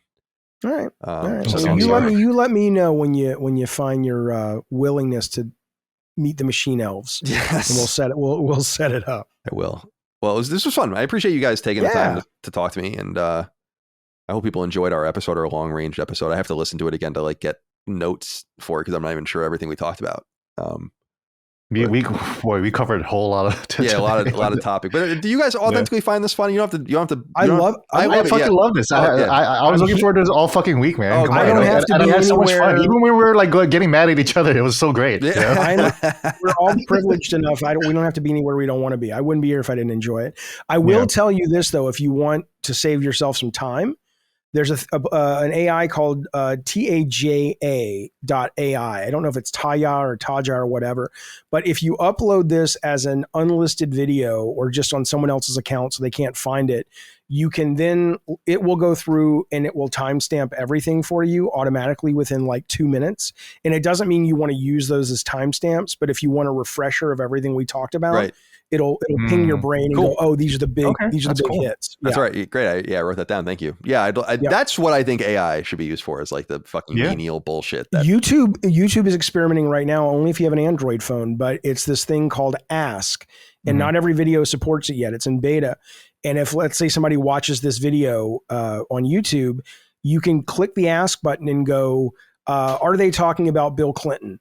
And it'll be like, here are the 4 places where they mention Bill Clinton. That's cool. Like, I mean, it's like Control F, but for videos. Love that. Awesome. Yeah, I think it's all about engagement. So like they're going to do everything they can to keep you on these videos. Yeah. Yeah, I love that. Yeah, I use then AI. You just have people day. randomly saying Sydney Sweeney, Sydney Sweeney, Sydney Sweeney, and then you go back to something else, and it's just like, no, I just need to put that in there, the anchor. Sorry, what, Gene? No, I use AI every day. I used AI yesterday to transcribe an interview. Oh, nice. So, yeah, we used to have to pay people with like special pedals that would do it for us. Yeah, no, I just upload the file and all the words are there. I made a game. Nice. I made an 80s arcade game in AI, and it runs. I really fucking did. I mean, and you know, there's all this stuff about, Activision was caught making some skins and stuff to download to sell in the new Modern Warfare, and I'm like, you know, cool. Yeah, what do you expect them to do? You want them to pay $800 for a little, 64 by 64 icon, or do you want them to go to ChatGPT, get it done in 5 minutes, and move on with their fucking day? I get it's bad. I get we need universal base income, but don't come on. Anyway, point is, I made my own arcade game. Unfortunately, awesome. I've fallen in love with a second AI song. BBL Jersey was the first song that a lot of people didn't know was AI, but that was AI generated. But to bring it back to full circle, the country song that Keemstar created for the Boogie Lying About Cancer saga is a banger of a country song. And I've been playing that shit on repeat. Look it up. It's just Boogie Lied About Cancer song on YouTube. Oh, yeah. It's just all completely AI generated, but it's such a fucking good country song. It's got like a riff and a guitar lick that repeats throughout the solo, and like the ending, it closes the song. I was like, this is a full song. The only way I knew it was AI was because the voice was all fucked up, Yeah, I've done it. I've done it for my stream. It's amazing. And by the way, I don't know if you heard this, Colin. I know you were CC'd on it, but there's my voice and your voice is uploaded on this thing called parrot.ai. Oh, yeah. I haven't clicked on any of this stuff yet. But what is this? It's basically a guy named Jojo D, who's part of our community, but I have a subscription too to parrot.ai, and you can use it to do things like celebrity voices, but you can easily upload voices of just whoever you want. And after 4 or 5 minutes of content, it sounds just like me. Yours is about 80%. Mine is like, if I died tomorrow, my kids would be like, I can just talk to dad using the AI. I mean, it's still AI, but it sounds exactly fucking like me. It is awesome. Remember when Roger Ebert died and he's like, I'm working with this company and it's a very expensive, not before he died, of course, to get his voice back. And it kind of sort of sounded like Roger Ebert, but it was still a little bit more like Stephen Hawking. Now it takes 5 minutes and you have the sound of Roger Ebert making it say whatever you want. Yeah. So what AI program do you use for your music? I think I want to write some music. Or Sora. Sora or something, right? Yeah. It's called Pseudo? Sona. No. It might be Suda. Let me see. Anyways, I think I want to start experimenting with AI music now. Yeah. It's called Suno. Suno, yes, exactly. And I wrote a whole song for the highest tier members of my stream about them and filtered it into this song called The Gods of War. And I'm just like, it's good fucking, I said, do it like Avril Lavigne pop punk 90s. Yeah. And I wrote all the lyrics. I mean, I could have had it write the lyrics, but come on. I didn't write the lyrics. So that's what Keemstar used, for that boogie song. It's it's fucking great. For me, it's fucking great. I'm not a music aficionado. I like Avril Lavigne. So it sounds like Avril Lavigne. I'm happy. So. Well, more power to you. We'll revisit the AI stuff. There's so much more to say about it. We'll revisit it using a fake AI voice making you say what I want you to say is how we'll fucking revisit it. I'm starting to have complicated feelings about AI. It's a little interesting. I think I'm being assimilated into the Borg. No, I see all the gender fluid on your face. Yeah. My feelings are complicated on it too. Because I don't know. I'm not going to get into it now. All right, let's go around and say goodbye to everyone. We already lost Chris. Gene, goodbye to you. Be well. Thank you for taking the time. We're recording this on a Friday, so have a good weekend.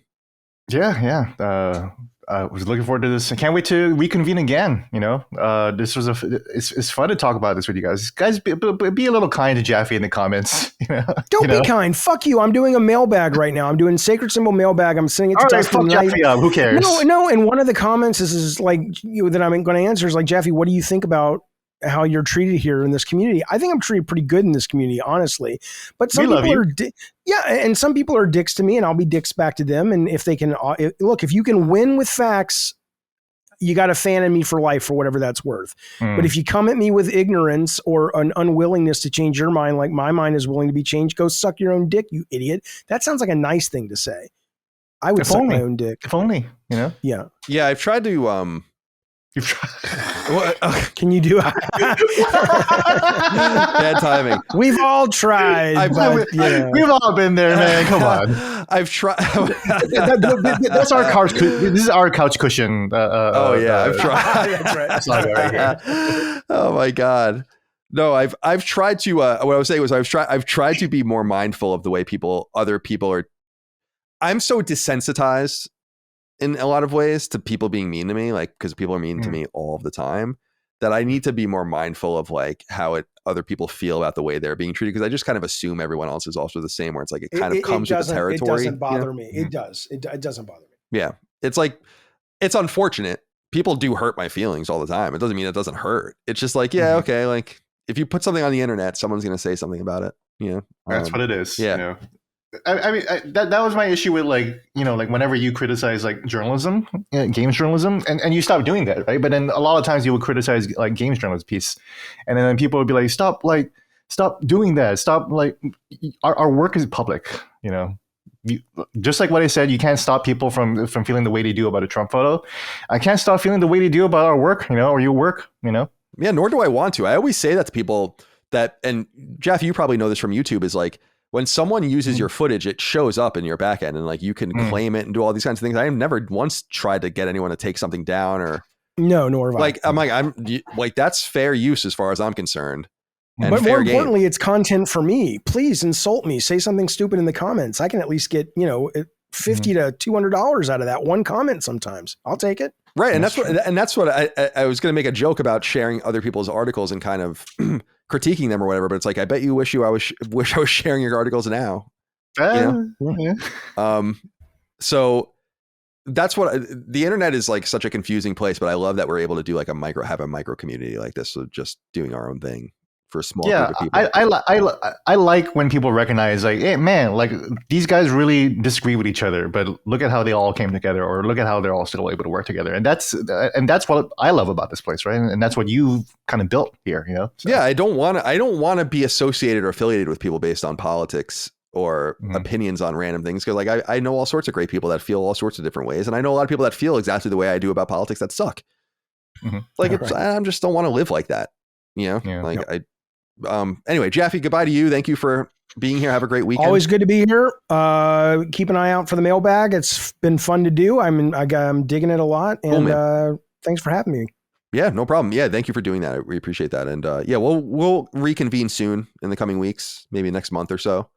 Who knows what the fuck's going to happen? I know. We'll live another year and a month, just as we did here. Well, boys, thank you again. And thank you all out there for your love, kindness, and support.